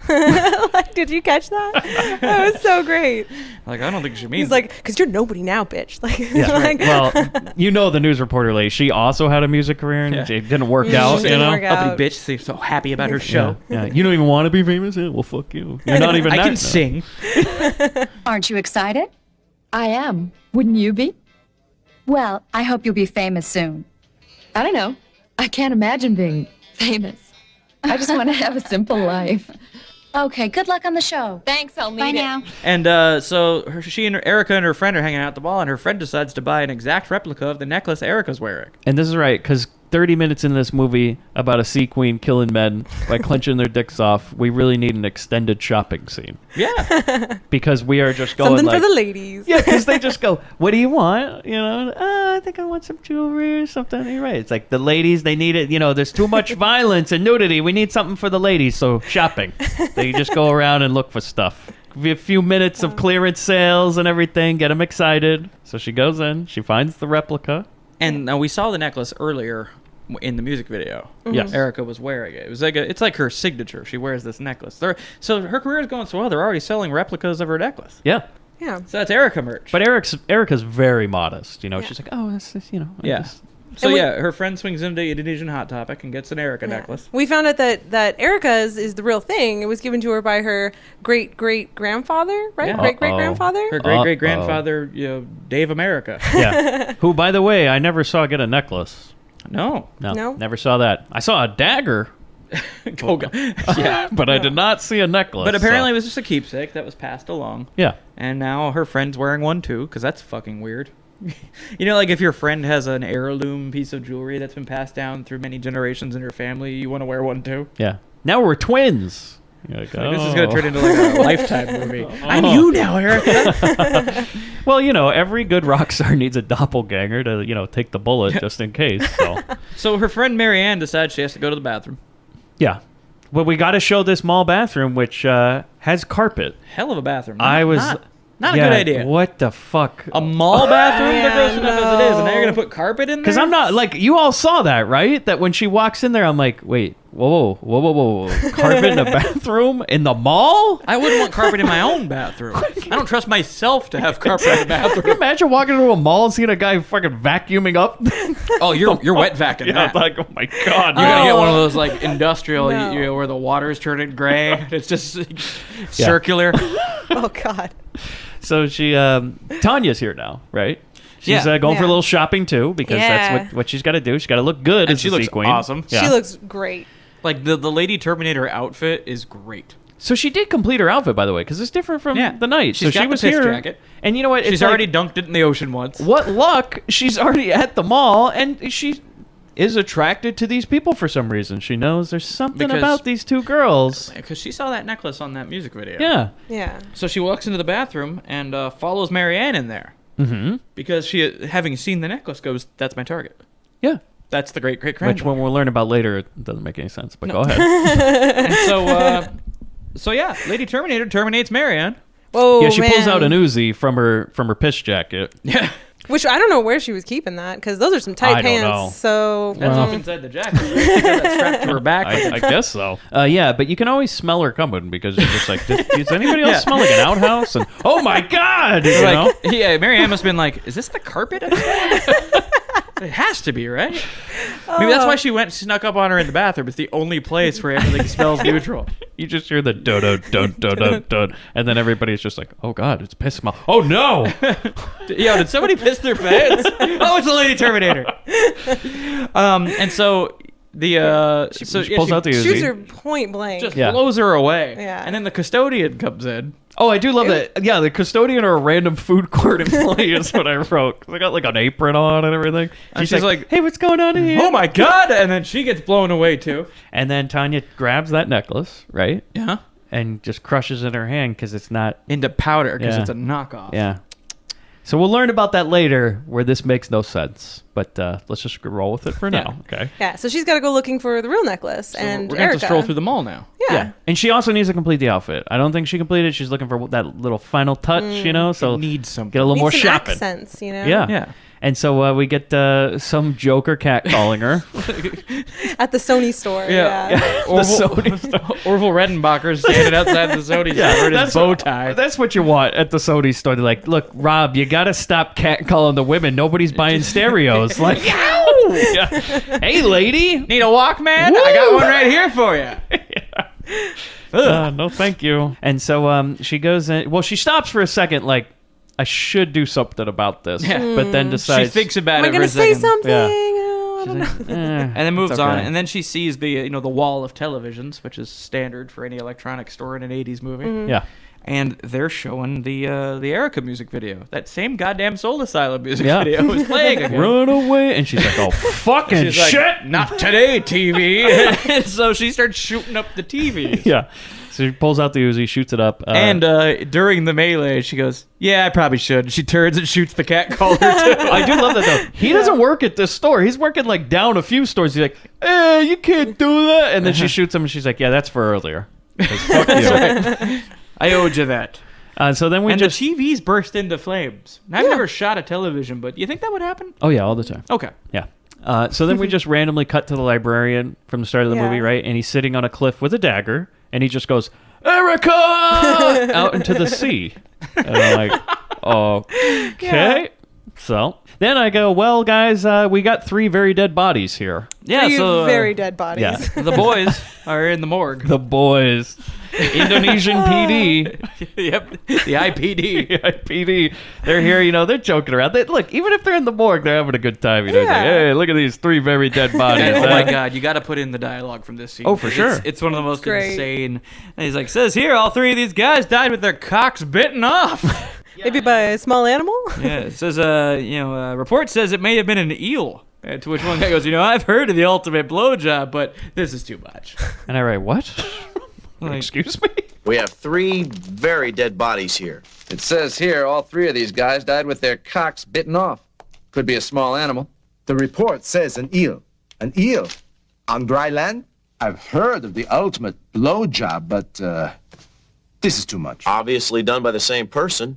And one of the boys Ultimate goes, house, sir. That's, Jesus. And where did you hear about the ultimate blowjob? I heard about this one guy. You gotta totally off. You gotta wear face paint. Yeah. That's how you get the ultimate blowjob. Oh. Yeah, one guy goes, how could a human being do this? To which the other police officer says, it's easy. First you take their pants off. Dude, people have died. Yeah, but it's all right, guys, because, fuck it, we've been working hard. Break time. Well, because it's almost midnight. Yeah. So, hey, it's time to take a break. Maybe we can go to the pub. And the guy starts dancing. Yeah. Like dancing in the morgue. Yeah. Like Next to a a little corpse. professionalism here, boys. Come on. Well, the IPD, they play it fast and loose. Yeah. And he's like Max and the jokester, as I call him, right? And they're like, yeah, we're going to go to the pub. And the other guy's like, well, somebody's got to do some work around here, right? So as they're about to leave, they go to the guy who runs the morgue, and he's having his dinner. He's sitting there eating like a plate of noodles at his desk. They're like, that's disgusting. He's like, it's good, man. What are you talking about? Yeah, because, okay, this man has like a fucking bowl, like a family-sized bowl of noodles. He's got like a full-on bowl of pho. Yeah, He's and he's got like an oyster sauce and a sriracha, and he's got all sorts of shit hanging from his mouth. Yeah, and it is. It's hanging from his mouth, and he's like practically fucking using his hands on this stuff, and it's just like, oh man, come on.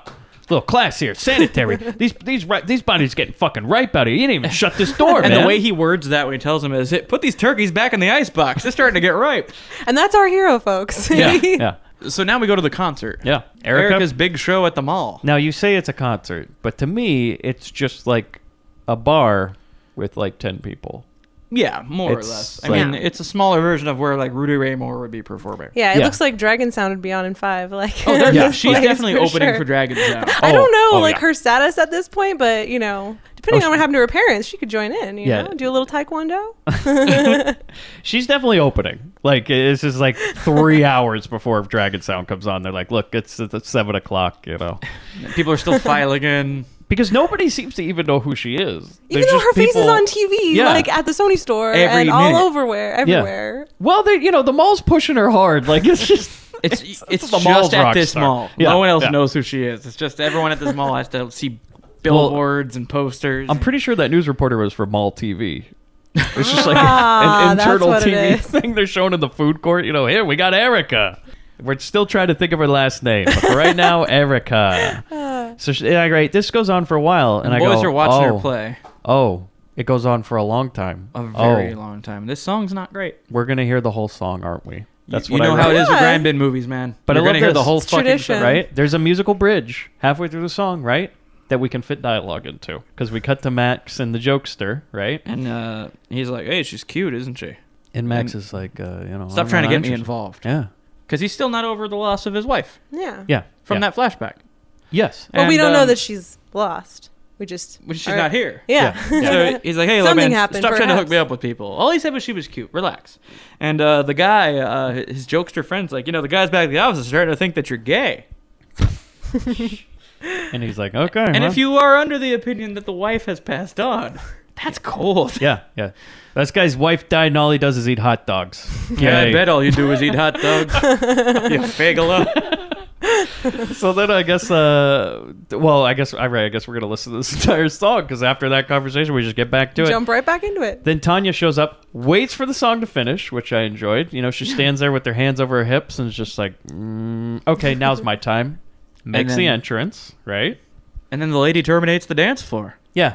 Ooh, she wrecks this joint. He just destroys the place. It's great. Bullets are flying. People are shooting back, and bullets are just sort of bouncing off of her. It's very like that scene in Scarface when the whole club gets shot up. Yeah. Like that. Yeah, liquor bottles are busting. Yeah. Like, oh, it's madness. She walks in and is like, do you want to play rough? and this is where we first get to see some of the squibs that Barbara got scorched by. Because she's taking bullets, it's knocking her down. She's doing the Undertaker sit-up. And I love this is when we cut to her getting shot, right?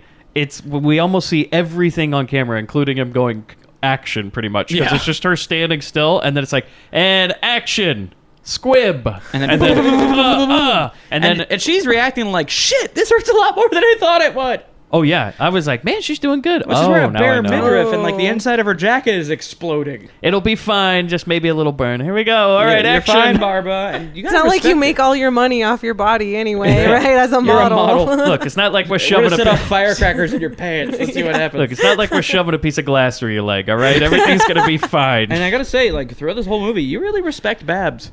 You know? Like, God damn, dude, she is just going for it. Yeah. And for a movie that she didn't give a shit about and thought it won't matter, she's just going full on. Hey, man, she's giving Indonesia her all, dude. And that callback. And Max's jokester partner suddenly manifests a shotgun. His name is Jack, by the way. Pardon me. Okay, so Jack the jokester pulls out a shotgun. Joker Jack. Where did he get? Did he walk in with one? Oh, come on, man. He's a policeman. Even the bellhops here carry guns. Yeah. Like, of course no he's one got thinks one in twice his about it when you pants. walk into a mall bar. With a bar at the mall. This bar was at the mall. When you this bar is at the mall. When you buy your pants, it comes with, all right, what do you want to fit in here? Uzi, shotgun, whatever, you get the extra pocket for it. That's what the fifth pocket was for? Yes. It's for his shotgun. So he's like, I'll go with shotgun now. So he takes the shotgun and just fucking shoots her like 8 times in the fucking back until she like falls through a window and all this stuff. At the mall, by the way. Yeah, again, we're at a mall while this is all going down. And then the 3 of them run away like... Now, you get a... because this is Lady Terminator, you get the line. Because Max comes in and goes, come with me if you want to live. Wow. Yeah. Which they just added on the American. It's like, I know nobody said it, but added in. Oh, yeah. Got to have that connection. Yeah. So Erica and Max are running off, and she's like complaining about her shoes and her feet, and he's like, shut up and run. Oh, my God, that part. Come with me if you want to. Let's move. Stop, my high heels! Shut up and run. And Jokester Jack bravely sacrifices himself to buy his friend some time. Oh, Yeah. that's right. And gets his neck broken. Yeah, so not telling any jokes now. Yeah, that's a Gatorade wrap on Jokester Jack. Yep, so he's going with the guy with the noodles now. Maybe he'll put him in the freezer, maybe not. He's gonna let that turkey get right. And now he's gonna get what's coming to him because somebody's gonna go in there. Hey, look at this fucking guy. Someone's gonna laugh at your dick now. So then we cut back to Erica and Max, and she's still complaining about the shoes. And he goes, just pick up the goddamn shoes! We don't have time for this. So then Max shoots a car till it explodes. Now let's pay attention to this, okay? He puts maybe 2 bullets in this car, and it goes boom, just up in flames, right? And that's a It through pulls line a in this. Pinto. Yeah. Yeah. So this car explodes easy, okay?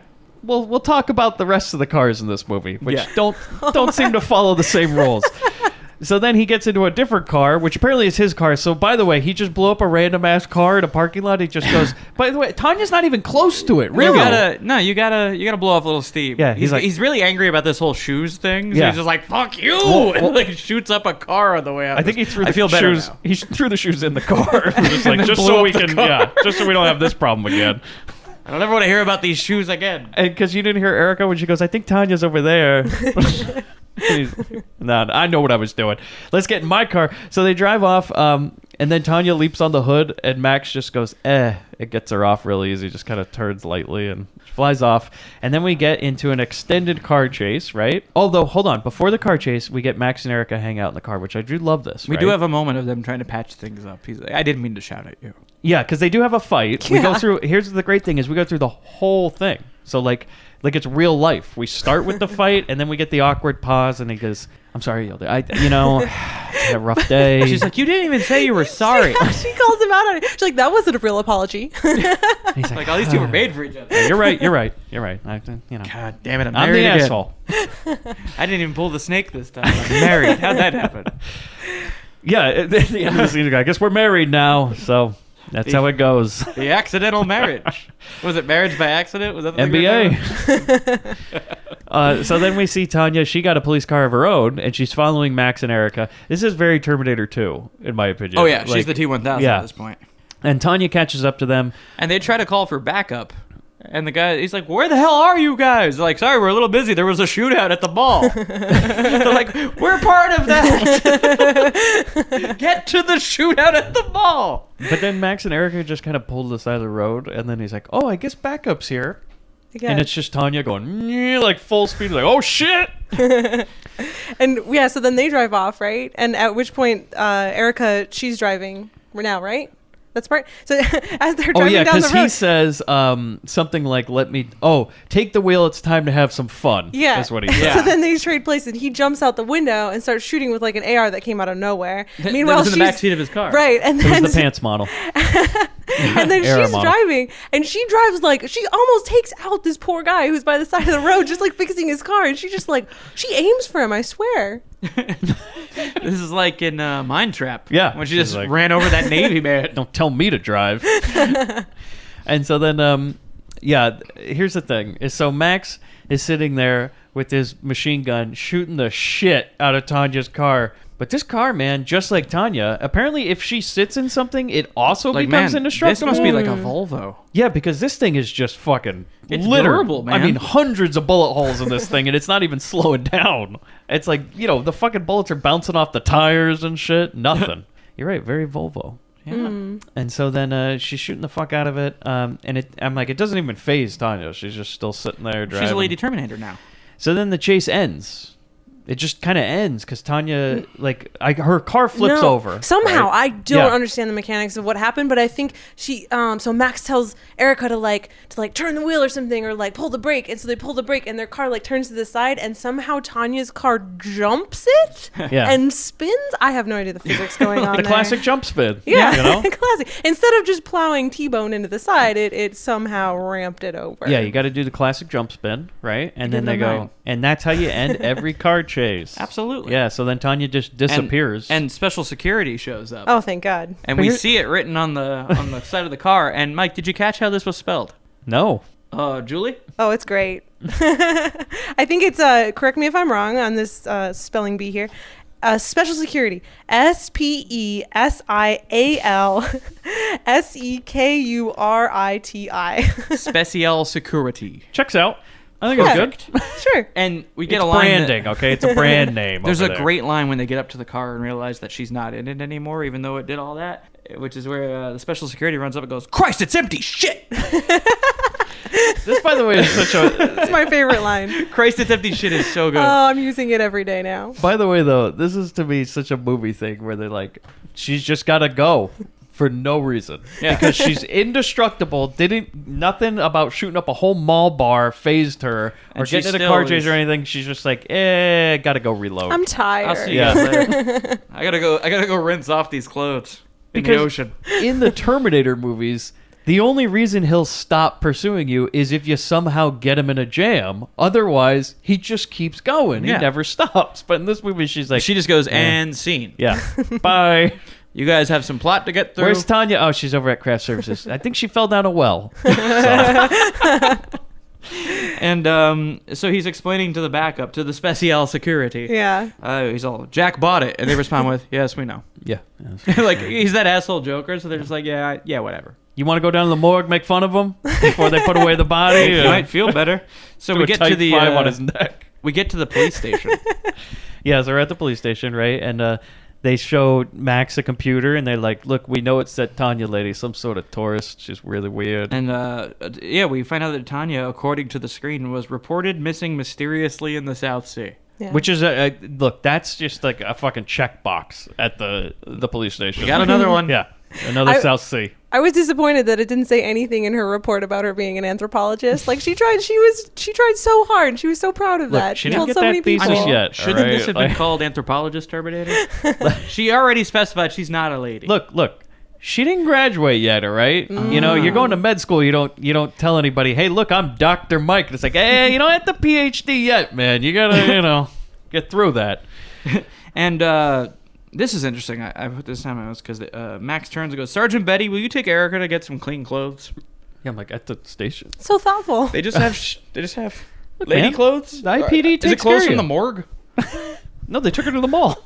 Yeah. Is this police station also at the mall? Did we just drive in a circle and come back to the mall? It's mall security. It's mall special security. You know what would be special surprising security? is if you kind of zoomed out and realized that the whole movie took place in the mall. Whoa. Like everything, even the beach, all of it's just all in the mall, man. So then Max gets it. They go, hey, Max, you got a call from the States. Is what I hear. But when he picks up the phone, Snake and Tubbs are like, hey, come on, join us for a party. I'm like, so he's going to get on a plane. and We're partying all day. We're partying for the next 3 days. We want you to hear. Okay. Yeah. And so he says, the damnedest thing happened at work. This crazy girl shooting people, and the damnedest thing, she can't be killed. And to which Snake goes, what do you mean? If she bleeds, she dies. Sage wisdom. Yeah. Is that high five was off that his screen. attempt at if it bleeds, we can kill it? My man, what's happening? Come on over, we're partying. Snake, you're stoned again. Buddy, tell us what's happening over there. Some strange woman starts shooting up people, and you won't believe this. She can't be killed. What you mean? If it bleeds, it dies. Call Joe for me. Tell him I need help. You know, I would have really liked it if Solid Snake in Metal Gear was this Snake instead. Like, it's just if he's just fucking You need wisecracking. like a patch, so you could switch him into this guy. Yeah, and he's making all these like comments about being in the box and everything like that. Then Max goes, Not the box I was hoping I'd be in today. So Max goes, hey, I need some help. Can you call Joe? I need help. Is kind of what the ADR is. Yeah. Very witchery kid. Just every word has got to get out very clear. And so then we just see the librarians here to see Erica. He's like, hey, I'm off my shift here to see Erica. He's wearing some comfy looking silk pajamas. Yeah, he is. He is chilling. Yeah. Like, I envy this guy. So I'm retiring. Well, you know, hey, he worked a full day. Yeah. You know, it's time to kick back, put on your silk pajamas, and walk around town. And he's so- at the mall, you know. He's looking. He bought it. He's just like, I just got this new outfit. What do you think? No, he's an old man. It's what you do. You put on some comfy clothes. You go walk the mall. Yeah. It's like they're always there. So here's the thing. The old man, he goes, well, I knew this would happen. And I go, well, why the fuck did you give out the book? He literally said he knew it was going to happen since last week when he started. Like, dude, you had it in your power to stop this. Yeah. 1, you never went to the cops. 2, you never went to Erica. You just kind of let her. It's like, I think you'd figure it out. I was busy at work. So that was last week that he was sitting on the cliffside, like half naked, screaming Erica at the waves, and he didn't do anything about it until right now, after it happened. You know what? It was because the library book was overdue, and he's like, oh, no, she's not coming back. God damn it, this always happens. You think he spent most of the week going, what am I going to do? What am I going to do? Okay. That's when he goes, We need a plan? We need a plan. He looks through the employee handbook, and it's like, in case book never comes back, and he's like, oh, fuck, we got another Sea Queen. And starts putting on the silk pajamas. So So he's basically here to take the necklace and explain the situation. Yeah. And after he gives this whole explanation of what's going down with the Sea Witch, which, by the way, he says he's been waiting 50 years for this. like the day has finally come. Yeah. And Erica responds with, I heard about that. No, you didn't. Shut up.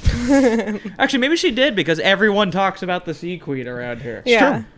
Well, he says, I've been waiting 50 years for this to happen. I go, well, you fucking failed. Like, Yeah. Jesus. You had 50 years. You had one job. You put yourself in a perfect position. You're the librarian. You're the one who controls access. Dude, to 50 the years Sea ago, Queen. you could have burned one book. And none of this would ever have Bobby, happened. if you burn one, then you might as well burn them all, all right? It's true. We're very anti-censorship here in Indonesia. And so then he says, look, even though I've failed multiple times and forgot to warn you about this, I'm here to protect you now, so trust me, right? And so he gives her a gift. Yeah. He gives her something wrapped in a cloth. We all know what that is. Yeah.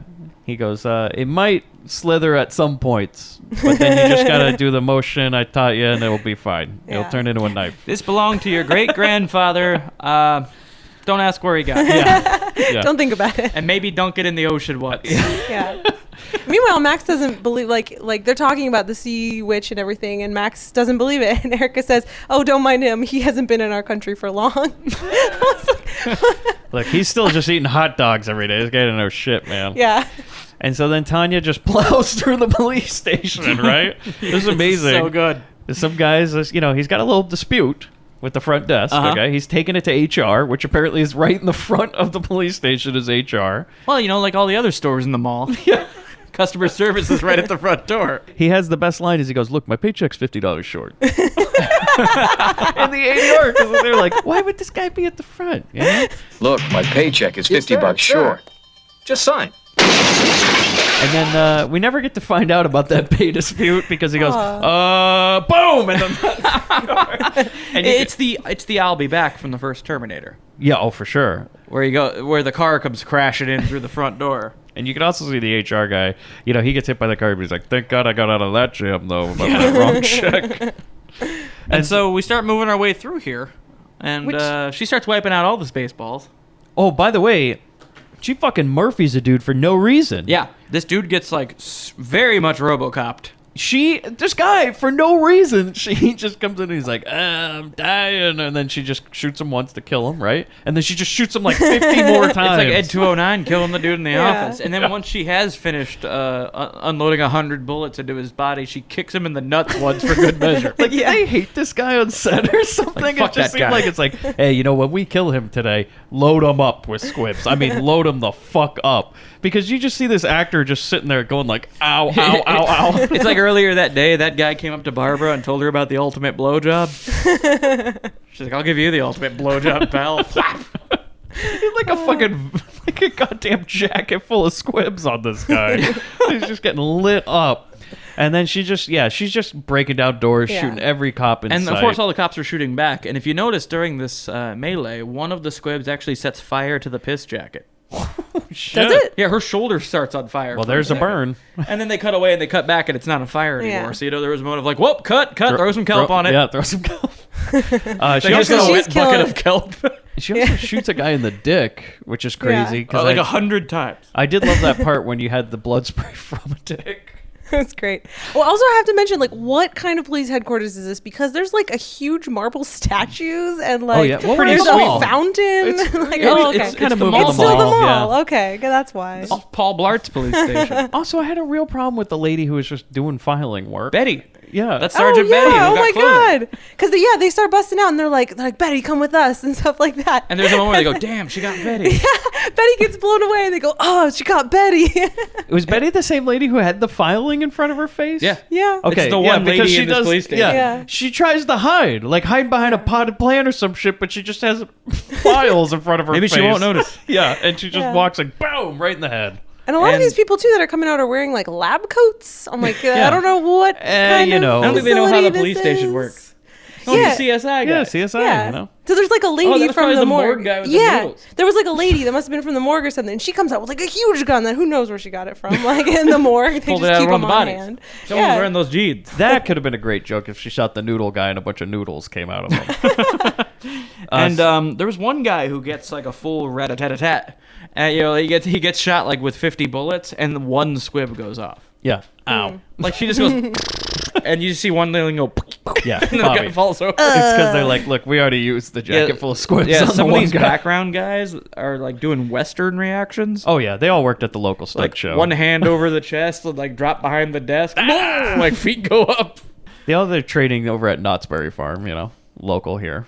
This all just look like the local stunt show. Showdown. But then Grandpa, oh yeah, great uncle, Master showdown Oh, yeah. between Tanya and the old dude. says, "I'm going to fight this evil." And we have a super calm standoff where they just sort of stare at each other and the wind blows indoors. Yeah, they lock eyes. It gets really windy.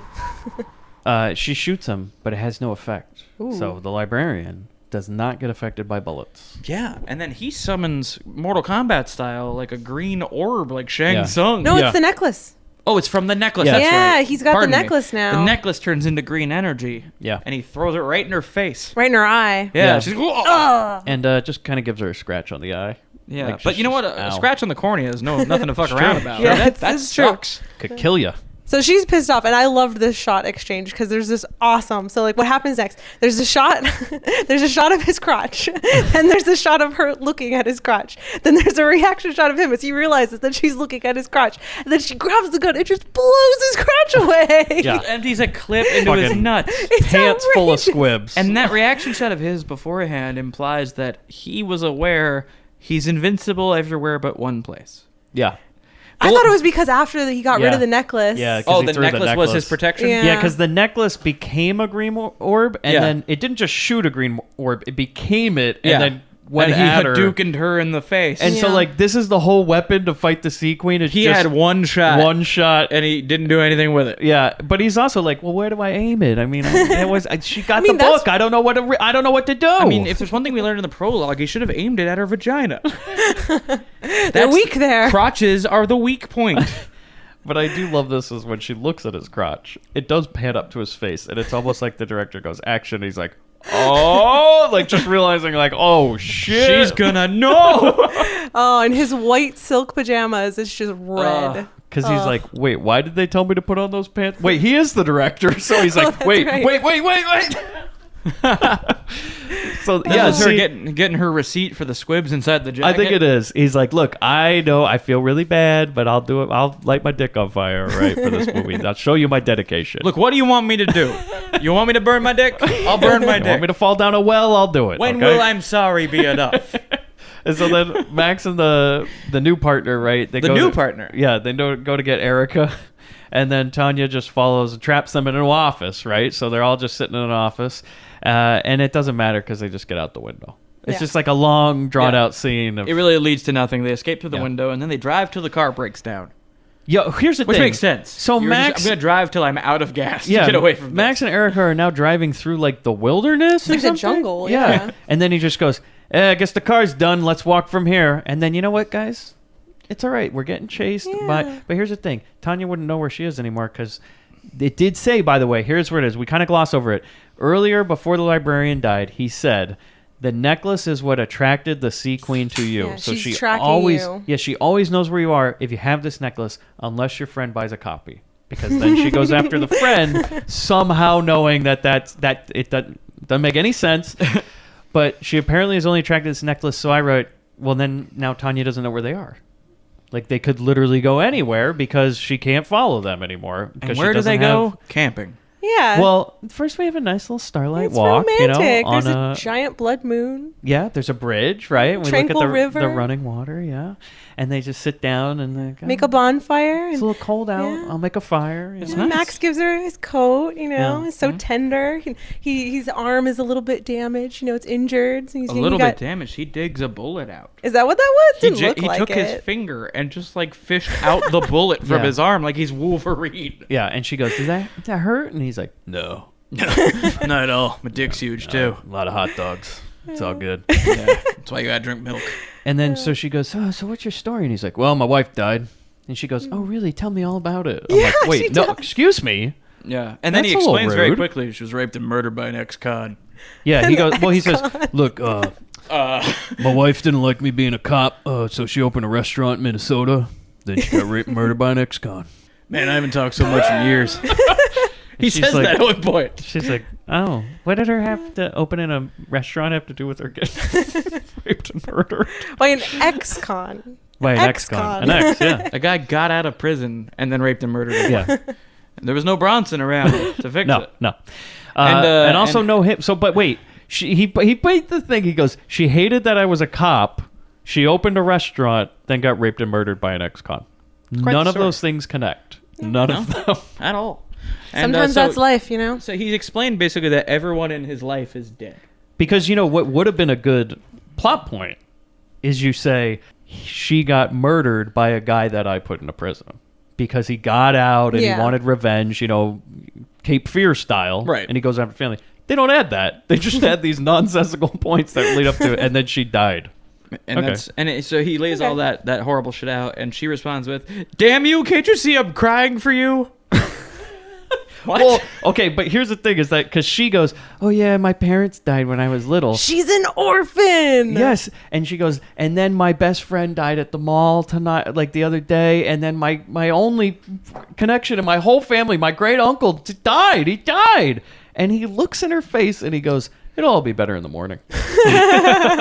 And that's when she says, damn it, don't you see I'm crying for you. He also decides that this would be a great time to move in for the kiss because it's so We get some romantic how awkward they're face talking touching. about that everyone in their lives is dead. Yeah, and they go, well, I guess we have nobody else, so Let's do it. Yeah, are we gonna fuck in the forest here? Or? I guess we are. Yeah, I guess so. My parents died when I was about 7.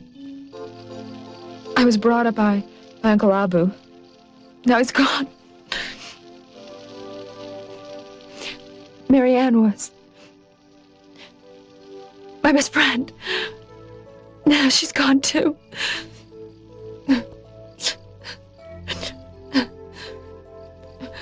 Everybody's gone. God, I'm alone. It'll all look better in the morning. Damn you. Can't you see I'm crying for you? Cue that music, you know. We will fuck on the beaches. We will fuck in the woods. So here's the great thing: is this is also a great tourism board commercial because we get a lot of beauty shots of nature while we get the sex scene. They're like, "Come to Indonesia, fuck in the woods." Yeah, you know? and some rose petals fall on them. Yeah, Like, it's in the wonderful. woods. We got rivers, we got bridges. You can light a fire, you know. I'm sure it's a little more romantic before the translation of Indonesia, fuck in the woods. You know, well, you got to sell it somehow, man. So then, yeah, lots of nature shots. It would have been great if you had a few animals watching, you know, just to show the local wildlife. Like a deer staring at them. Yeah. So then Tanya's in her hotel room meditating topless, which I guess she's just commandeered this hotel at this point. They're like, look, just Well, let everyone, that lady... everyone who comes to ask any questions gets dragged just, inside. Look, let the Sea Queen have her own room. If she calls for room service, just don't pick it up. If she just Leave it at the door. Yeah, leave the towels by the door, everything. So she's in her bed at night now. She's topless, right? She's meditating. She gets some Sea Queen magic going. Well, first there's a really odd slow pan from her face, like down to her nipples. And it just kind of that was very awkward. sits on her nipples That was for a little definitely the while. ass camera. Yeah. It was like they were trying to focus for it, but just leave it in. Just leave it in. So then she goes to the bathroom, right? Because what you want with your nudity, with your long nip shot, is to then go in the bathroom and go, remember that close-up of a nip? How about a close-up of an eye being pulled out? Ugh. Hard then soft, Mike. Yeah. So there's a pen knife also Yeah. on the Oh, sink that's fun. because that comes standard in your hotel room. Every Indonesian hotel room has an X-Acto knife. It's just there. And so she uses it, right? Yeah, she digs out her eye with an X-Acto. Like, And holy shit. It's graphic. and Yeah. like, and I was like, I rinses don't need off this. her eye. Yeah. I did not like this part. I was like, ah! Yeah, it's rough stuff. And she runs the water and she pulls her eye out, and her eye is suddenly way too big. Yeah. Huge. Well, they're bigger on the inside. That thing looks like a mad ball. Let's pull one out and see, all right? So she's got her eye in her hand, and she just sort of rinses it off under the faucet. Yeah. Yeah, I gotta get that green magic off of it. You know? Can't do that. And just puts it back in her Pops head. it right back in. Everything's good to go. And yeah, it's good to go. And then it's the morning now. She's got room service, right? Yeah. And the guy comes in because he didn't listen to Damn it, everybody what did we else. just tell you? Yeah. You leave it in the hall. And he walks in. She's naked, and he goes, "Oh, this is an invitation." And he Yeah, just he starts strips. Yeah, he's like, "Ooh," and he can't get it off fast enough. And then you know, same old, ketchup packets. Get him. Bites his dick off. And then Tanya, by the way, I love this part, is that she does the little morning stretches for the camera. It's like after the kill, she goes, and 1, and 2, and cut. It's very weird. Then we go to Max and Erica. They're just hanging out at the mall, right? That her friend was just fucking killed at. And Yeah, there's a mass they shooting. just went back to the mall. It's like, where do you want to go? You go to the mall or something? You want to go hang out at the mall? Yeah, and by the way, they're just hanging out because they're walking around. He's like, hey, I think I'm going to go look for some pants or something. So they escaped. Like, they escaped Lady Terminator and Yeah. got to the woods and were in safety and fell in love. They And knocked then one they're out. like, what do you want to do? Let's go back to the mall He where goes, she can Small find us. town, man. There ain't much to do. He goes, I did need a new pair of pants, and they were on sale. So we got to go. This Kohl's coupon is expiring soon, so I got to go now. And they go back to the mall. There's a 12-hour sale. Yeah. And he's like, look, while I'm trying on pants, you want to go maybe go down to the food court or something? Yeah, go get something to eat. He's going to leave you alone at the place where someone was trying to kill you. Yeah, he goes, okay. And by the way, his mall's like 7-story tall. Like, it's just huge. This Hell of a fucking mall. And so then... We found out Tommy's alive because we thought his little partner back at the special security headquarters was killed, but he's alive. Oh, no, he's good. Yeah, he's he's good. fine. Everybody's This guy's over a at the Tommy mall. Terminator. Yeah, everybody's at the mall. Because I think he's making a phone call, right? He's making a phone call? Oh, 'Cause yeah, isn't that's right. Max yeah. is like phoning the office or something. Yeah, he's like, before I go buy my pants, I'm going to go call the office. Better go check up. Yeah, that's what he does. He calls up and he goes, oh, hey, you're alive? I was about to go down to the morgue and make fun of you. But then he's like, no, yeah, we're just hanging out at the mall. Like, Erica's getting something to eat right now. And, oh, my God, that lady has the same jacket is the... Oh, Jesus, it's Lady Terminator. How? God damn, she's back at the scene of the crime. And so then, we get the chases back on, right? Mm-hmm. And then basically what happens is she's shooting people in the mall. Yeah. And the other customers are not running. Nope. They're just like... How often does this happen? Every day. And like, in Every fact, day. as she's running like up a down escalator, like one of the guys on the escalator goes, "Goddamn tourist!" Like she was just shooting people. Look, tourists with guns in this ball. It's like an animal in the wild. You know, you just pretend like it doesn't exist. Just don't look at it. It's don't like, look at it. Is that an American? You know what's about to happen. Don't look her in the eyes. Just God damn it. Don't bring your drama here. You know, we're here to shop. You assholes shoot each other. Yeah, they're just 12-hour sale, man. They got to get that going. Black Friday, dude. Fire sale. Yeah, if people are running, they're running into a store and being like, no, don't end the sale. I got it. But no, nobody's worried about the bullets. And so then Max and Erica get in a car. They carjack a dude. Which, by the way, apparently is night again. Yeah. How long has this been happening? Yeah, exactly. Well, time flies in a mall, you know? Yeah. So did they spend the whole night in the woods, or did they just fucking like, do you want to go back to the mall? Or it's a 24-hour mall. Because I don't know what to do. Because, by the way, after that sex scene, we have to see the most uncomfortable, like, post-coitus scene where they're putting on their shoes and stuff. His sneakers. Yeah. That's really something you need to see in a sex white. scene. Yeah. Oh, it's so funny. And nobody's talking. They're just, like, really awkward. Like, oh, yeah, okay. Well, it's fun, yeah. And so, then they're in another car chase, right? And then basically it ends with their car the old flip, right? The old jump and flip, right? As and Max and Erica, they jump and flip. Mm-hmm. Then they run away, and then Tanya steals another car, and all of a sudden now we're at the airport. And it's morning again. Yeah. They drove For all a night. little while. It'll be morning for like another 10 minutes. So this movie somehow takes place over the span of a month. So now Max and Erica are just running around the airport while Tanya's chasing them in a car, and then planes are just everywhere, you know. Like, they're seriously trying to take off, and they're just trying to, like, look, you can film at the airport, just don't get in the way of the plane, okay? We don't want to keep. Look, they don't break, okay? So you run in front of that plane, it's going to keep going. And so they're just running around, and then a helicopter with fucking rockets shows up. Oh, the chopper arrives. Blue Thunder. Here come the boys, am I right? Straight from America in their chopper. And their first action is to blow up an entire fucking plane. Yeah, a commercial airliner. Like a fucking Delta jet. That Lady Terminator was nowhere near. No, she's not even close to it. And Snake's like, does this work? Well, bear in mind, earlier in this movie, Max turned and blew up a car just to get those high heels out of this Show movie. of force. Yeah, gotta show that I'm not here to fuck around. I'm serious. But he promised he'd buy her more, and that's why they went to the mall. He's like, look, I told you I'd get you more high heels. Get you new ones. Yeah, It's all right. So it's standard operating procedure for an American. Yeah. He's gotta turn and blow something Hey, up first. America's here. Boom. In case anyone didn't notice, we need to announce our presence with authority. So apparently they flew over the entire ocean in a helicopter. Also, and somehow drove a tank. A Panzer tank here? Because what happens is a long scene of them just shooting thousands of bullets at Tanya. By the way, at the same car that will not blow up. Well, no matter how hard you try. Rockets are blowing in through the windows and no effect. There is just, the whole car is a bullet hole at this point, and it's just driving like nothing happened, right? Yeah, this thing it should look like a go-kart at this point. It's just a chair and a steering wheel. There's a part where they just give up halfway through, and they like land the helicopter, and then Snake gets down and goes, "Hey, I'm gonna get the pans that we brought." Yeah, so first they get out of the helicopter, and it's Joe and the gang, and like Snake and Tommy, and they get out of the chopper, and all the guys, like, it's this great action movie moment. Like, all the guys get together, they clasp hands, you know, all together in the middle, and they go, "Let's kick ass!" They do the Predator handshake. Yes, and it's the camera zooms in. It's It is beautiful. very As he's like, "Let me get that Panzer, baby," and he gets on the top with the gun and everything. He's like, Still won't destroy the car, but the Panzer pushes the car into a big. Because here's what you also want on your your airport runway is a giant tanker truck, two tanker trucks filled with gasoline, right? And he just plows Tanya up to the tank. Yeah, in the and indestructible car. He's pinned her in the car in a against the Panzer tank, which he has not shot at her. He just pins her up against it, and then he goes, "Fuck this," and then just runs. Gets out and runs. Yeah, and then he just goes, "All right, blow that shit up, man." They blow it up. Yeah. Well, first, before, like, as he's driving the tank, like, into the car to pin her there, he goes, "Fucking A," which is my other favorite. Snake's the Can you best. drop that line because it's amazing? Yeah, you need to for throw in sure. all of Snake's dialogue. Oh, it's great.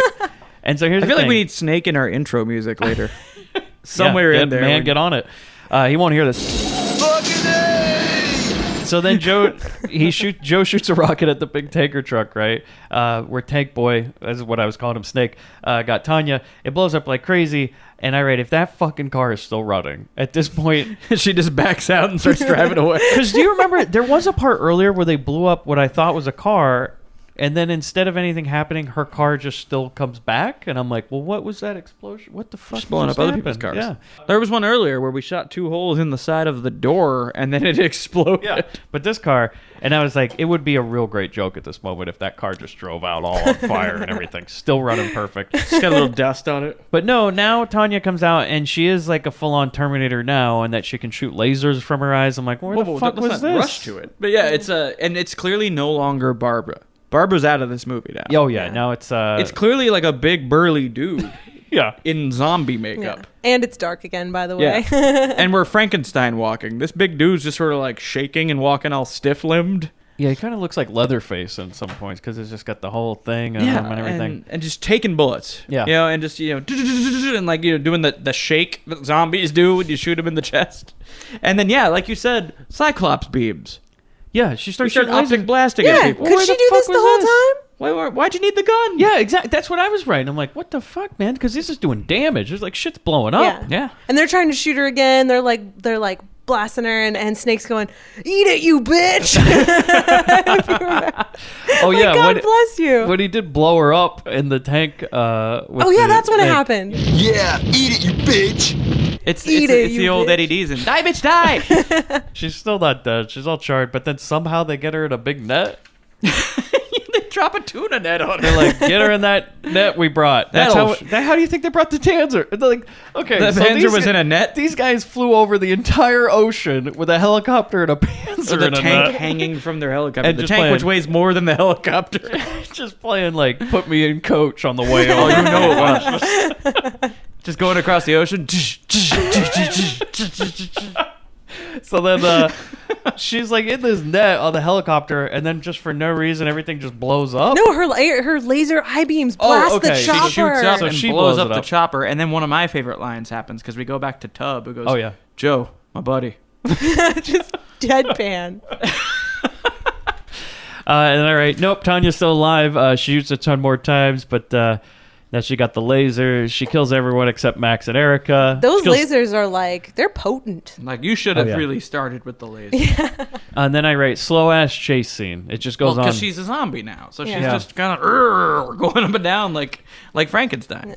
And then basically, like, what happens is Max runs out of bullets. He gets thrown by her. Well, they run up. There's one building in this entire like airport It's lot. like, there's is it one like building. the air traffic control It That's is. what I tower? figured it is. Yeah, it's got to be because where it's a lot of nobody stairs. works. Yeah, Yeah. where not Yeah. a single person is working. And that's what they decide to run up to get away from Tanya. Yeah, and so Erica runs all the way up there, and then by the way, we do get a Jim Duggan.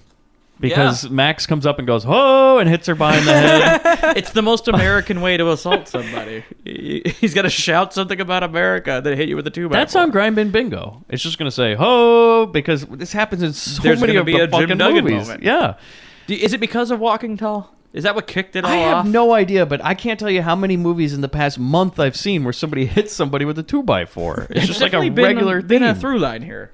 But what happens is, like, Tanya gets up there, the 2x4 does a phaser, and then Erica, here's the thing that just really fucking pissed me off, right?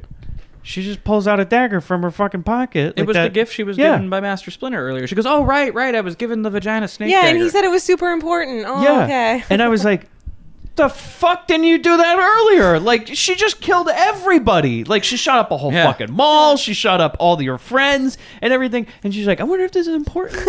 Oh, yeah, Erica right. went at her with a 2x4 before she tried the dagger. And she's like, oh, that's right. I got the dagger. And then she just kind of hits her. You and- don't want to drop the bomb. You know, it's you want to try. You want to exhaust all the other options first. This is very much. It's like using the eye lasers. Maybe that was I'm only it. going to resort to the the grand really finale, effective baby. thing if I absolutely have to. Wrestlers not going to hit their finisher right away. This reminded me a lot of if you've ever seen the movie Idle Hands. Yeah. Where they're chasing that hand forever, and then it just gets stabbed by the dagger, and instead of it being anything really epic, it just goes, bah. Yeah. And they're like, yeah, that's it, I guess. So, and that's kind of what happens. She just goes, and she's gone, and there's like some sort of orb. No, that's it's the floating. knife. The knife like starts glowing, and then it just like, my people need me, and flies off. Yeah, it just goes away, and she's The like, knife dies on its way back to its home place. The crotch that knife just happened. whoosh. It's off to find a new vagina. It's like a Green Lantern ring. I'm going home. Like it just flies off into space to find another vagina that's worthy. And then, guys, the movie's not over. They should have gone on a ding. That would have been a great moment to do Oh, like credits. Team Rocket. Yeah. Ding. But instead we just cut to the morning now, and they're like watching every guy get carried away in stretchers, and they're like, is he alive? Yeah, he's all right. He's Yeah, cool. they're the new partner. The new partner Yeah. is he's got the evil Knievel. He's okay, folks. Yeah, That's I do Tommy. love this. Yeah, because he pulls Yeah, him by because and he goes, everybody else is dead. yeah, and he goes, hi, Tom, you had a bad day? Hi, Tom. Did you have a rough day? And I was like, what? And then he says a bunch of stuff, and he goes, Tom goes, I want to live forever. And I'm like, okay. That's great, man. It's great. And then Max and Erica make out. Yeah, they kiss in a field as Yeah. they're being walked to a cop car. Which, are there any cops left at this point? I think just a all car. of them. Just these- She assaulted the station and She just blew up destroyed- the last remaining people Well, who these are the flew real in cops. from the Everybody United else States. is small security. Oh, okay. Well, and Max made her stand there and say sorry to every guy on the stretcher. He's like, you tell them sorry because you had that dagger in your pocket. None of this had to happen. This is all on you. And then it just does a more ending voiceover where it's just like, yeah, that was a movie and time and daggers and stuff. The struggle within our souls is never ending. The life of man short and brutal, torn between good and evil. Of the eternity around us, we know nothing. The stars look on. They have been here long before mankind appeared on our small planet, and will be here long after we are no more. It's very epic. Yeah, they really put a bow on it for you. Like, Yeah. here's what this movie was about. Yeah. So, I mean, everybody knows your recommendations already. Obviously, it's a strong yes. I'm also a yes, of course. Super strong. This Yeah. is a one of my favorite bad movies. I love it. This It's is one great. you want to show all your friends. If you haven't seen it, get off your ass and go see it. It's almost sad that we had to follow Mind Trap with this because Mind Trap was so good. And then you go to Lady Terminator, which is also so good. So what you're saying is we're hitting a stride here. Oh, yeah, but it's like, man, December is really strong with the movie choices. So. Well, it's the time of the year to give presents. Yeah. So we're Yeah. we're bringing the goods in December. Oh, no, Yeah. but this is one you definitely got to watch. It's great, and you can watch it in a group too. Like, there's no, for me, it's so great because there's not really any like really uncomfortable like rape scenes in it for a Grindbin movie, which is great Yeah. because you can watch it in a group and there's no like super awkward 10 minutes like. Just a lot of ketchup packets. During Quite the the Yeah. opposite, scenes, so- actually. You got It's you all got the consensual. main female character shooting people in the dick and In kicking the people in the crotch. balls. Oh, it's so There's empowering a lot as a of woman. crotch trauma in It's this. empowering, you know. This reminded me a lot of Robotrix, though. Oh, it'd be a hell of a double feature. Yeah, Oh, yeah. It did remind me a lot of it, which is making me want to watch more. You know what I need? Hong I Kong need and Indonesian Robotrix movies, versus Lady Terminator. Oh God, Yeah, I would not. How was there not a Yep, Bot. series Who's of the Lady biggest Terminator? of the biggest? Yipbot versus Barbara. I don't know, man. So you guys hear that sound? Oh no. How do you think Bobby DeVito fit in the world of Lady Terminator? Oh, he's got his hand up. Bobby, what do you think? Yeah. Well, as you know, the South Sea Queen, she had a lot of people coming by that door before the most American guy in the world showed up, and I'm sure at one point there had to be a "Can anyone satisfy me?" But That was mine. You took mine. I mean, it's the obvious spot. It really is. I can That just the see door them with kicks like. open and the music hits. Met a girl. I saw them like in the straight arrow, like in the water with like. As you know, it has sneaking around. underwater It has capabilities. underwater capability, and a little like periscope pops up. But they're like looking for the South Sea Queen. Oh man, yeah, they're just out there going. I think she's around here somewhere, Bobby. It's That's right, something Bobby. about a castle. Not or gonna spend something. another Saturday night pissing ourselves on the beach. Oh, okay, I got mine. And yeah, so the door kicks open and you get the smoke again, but it's not fog. You know? And he goes, you miss that? And it's the one time the South Sea Queen turned away a would-be suitor.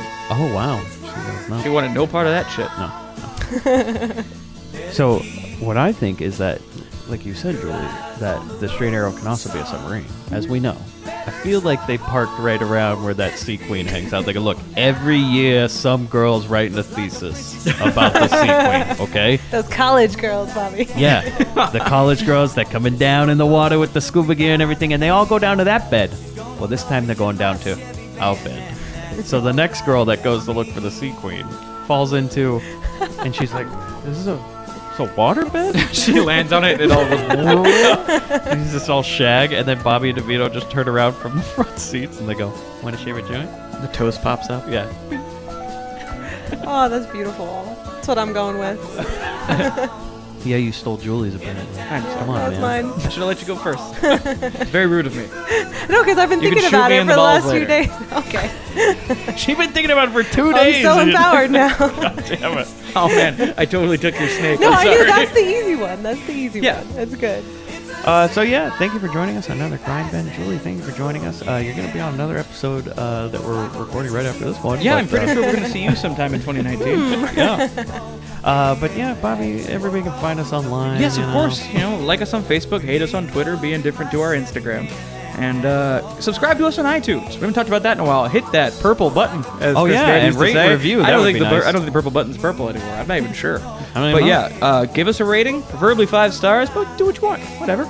No. You either rate it 5 stars or you don't. So, Oh, sorry. Yeah. It 5 stars our- or fuck you. That's what we It do. helps the algorithm and all that to get us more listeners. Very so, important, Rate it and- 5 stars and review it. Yeah, That would check be out our nice. Patreon. We got a lot of great stuff on there, coming as well as already on there, Yeah. including several Christmas mini bins. There are so many episodes now that one of our patrons didn't even realize we covered something. Yeah, we reached a point where one of our patrons asked us to do a certain thing on the mini bin, and we were like, "Oh shit, dude, we already did." Yeah, he's like, you should do a Howl Honey, I'm Home. I'm like, you know what? First episode. Mini of the bin Mini number 1. He's like, oh shit. Which, if anyone hasn't heard that is a sitcom starring Hitler.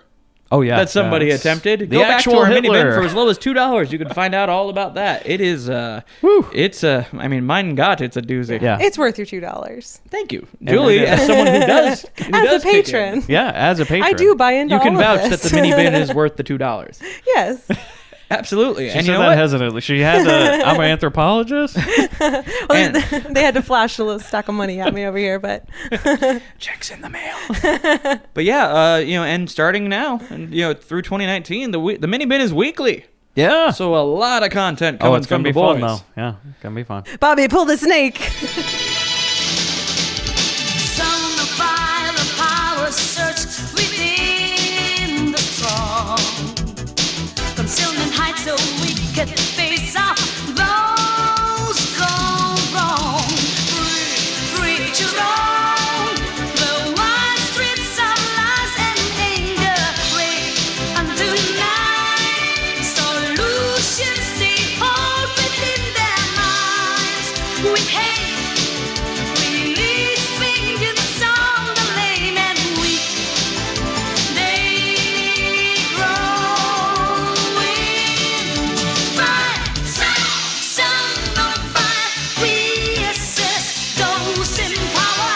Fight, fight for life, permanence, building new walls of courage. Innocence at trial set the fabric bed. Guilt and shame a thing of past, a name long gone. Free to roam the wide streets of lust and anger. Wait until night. Solutions they hold within their minds. With hate, release vengeance on the lame and weak.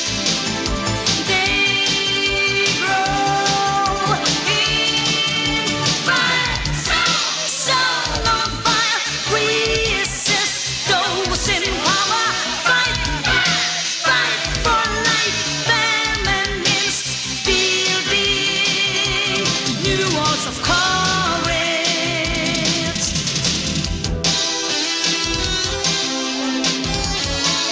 Cute, isn't she? Yeah. You don't see anyone like that very often. Jack, stop trying to get me involved, will you? Stop living in the past, Mac. It's all over. Damn it, I'm trying. You're just not ready yet, okay? Okay, but half of the girls at the office are beginning to think that you're gay.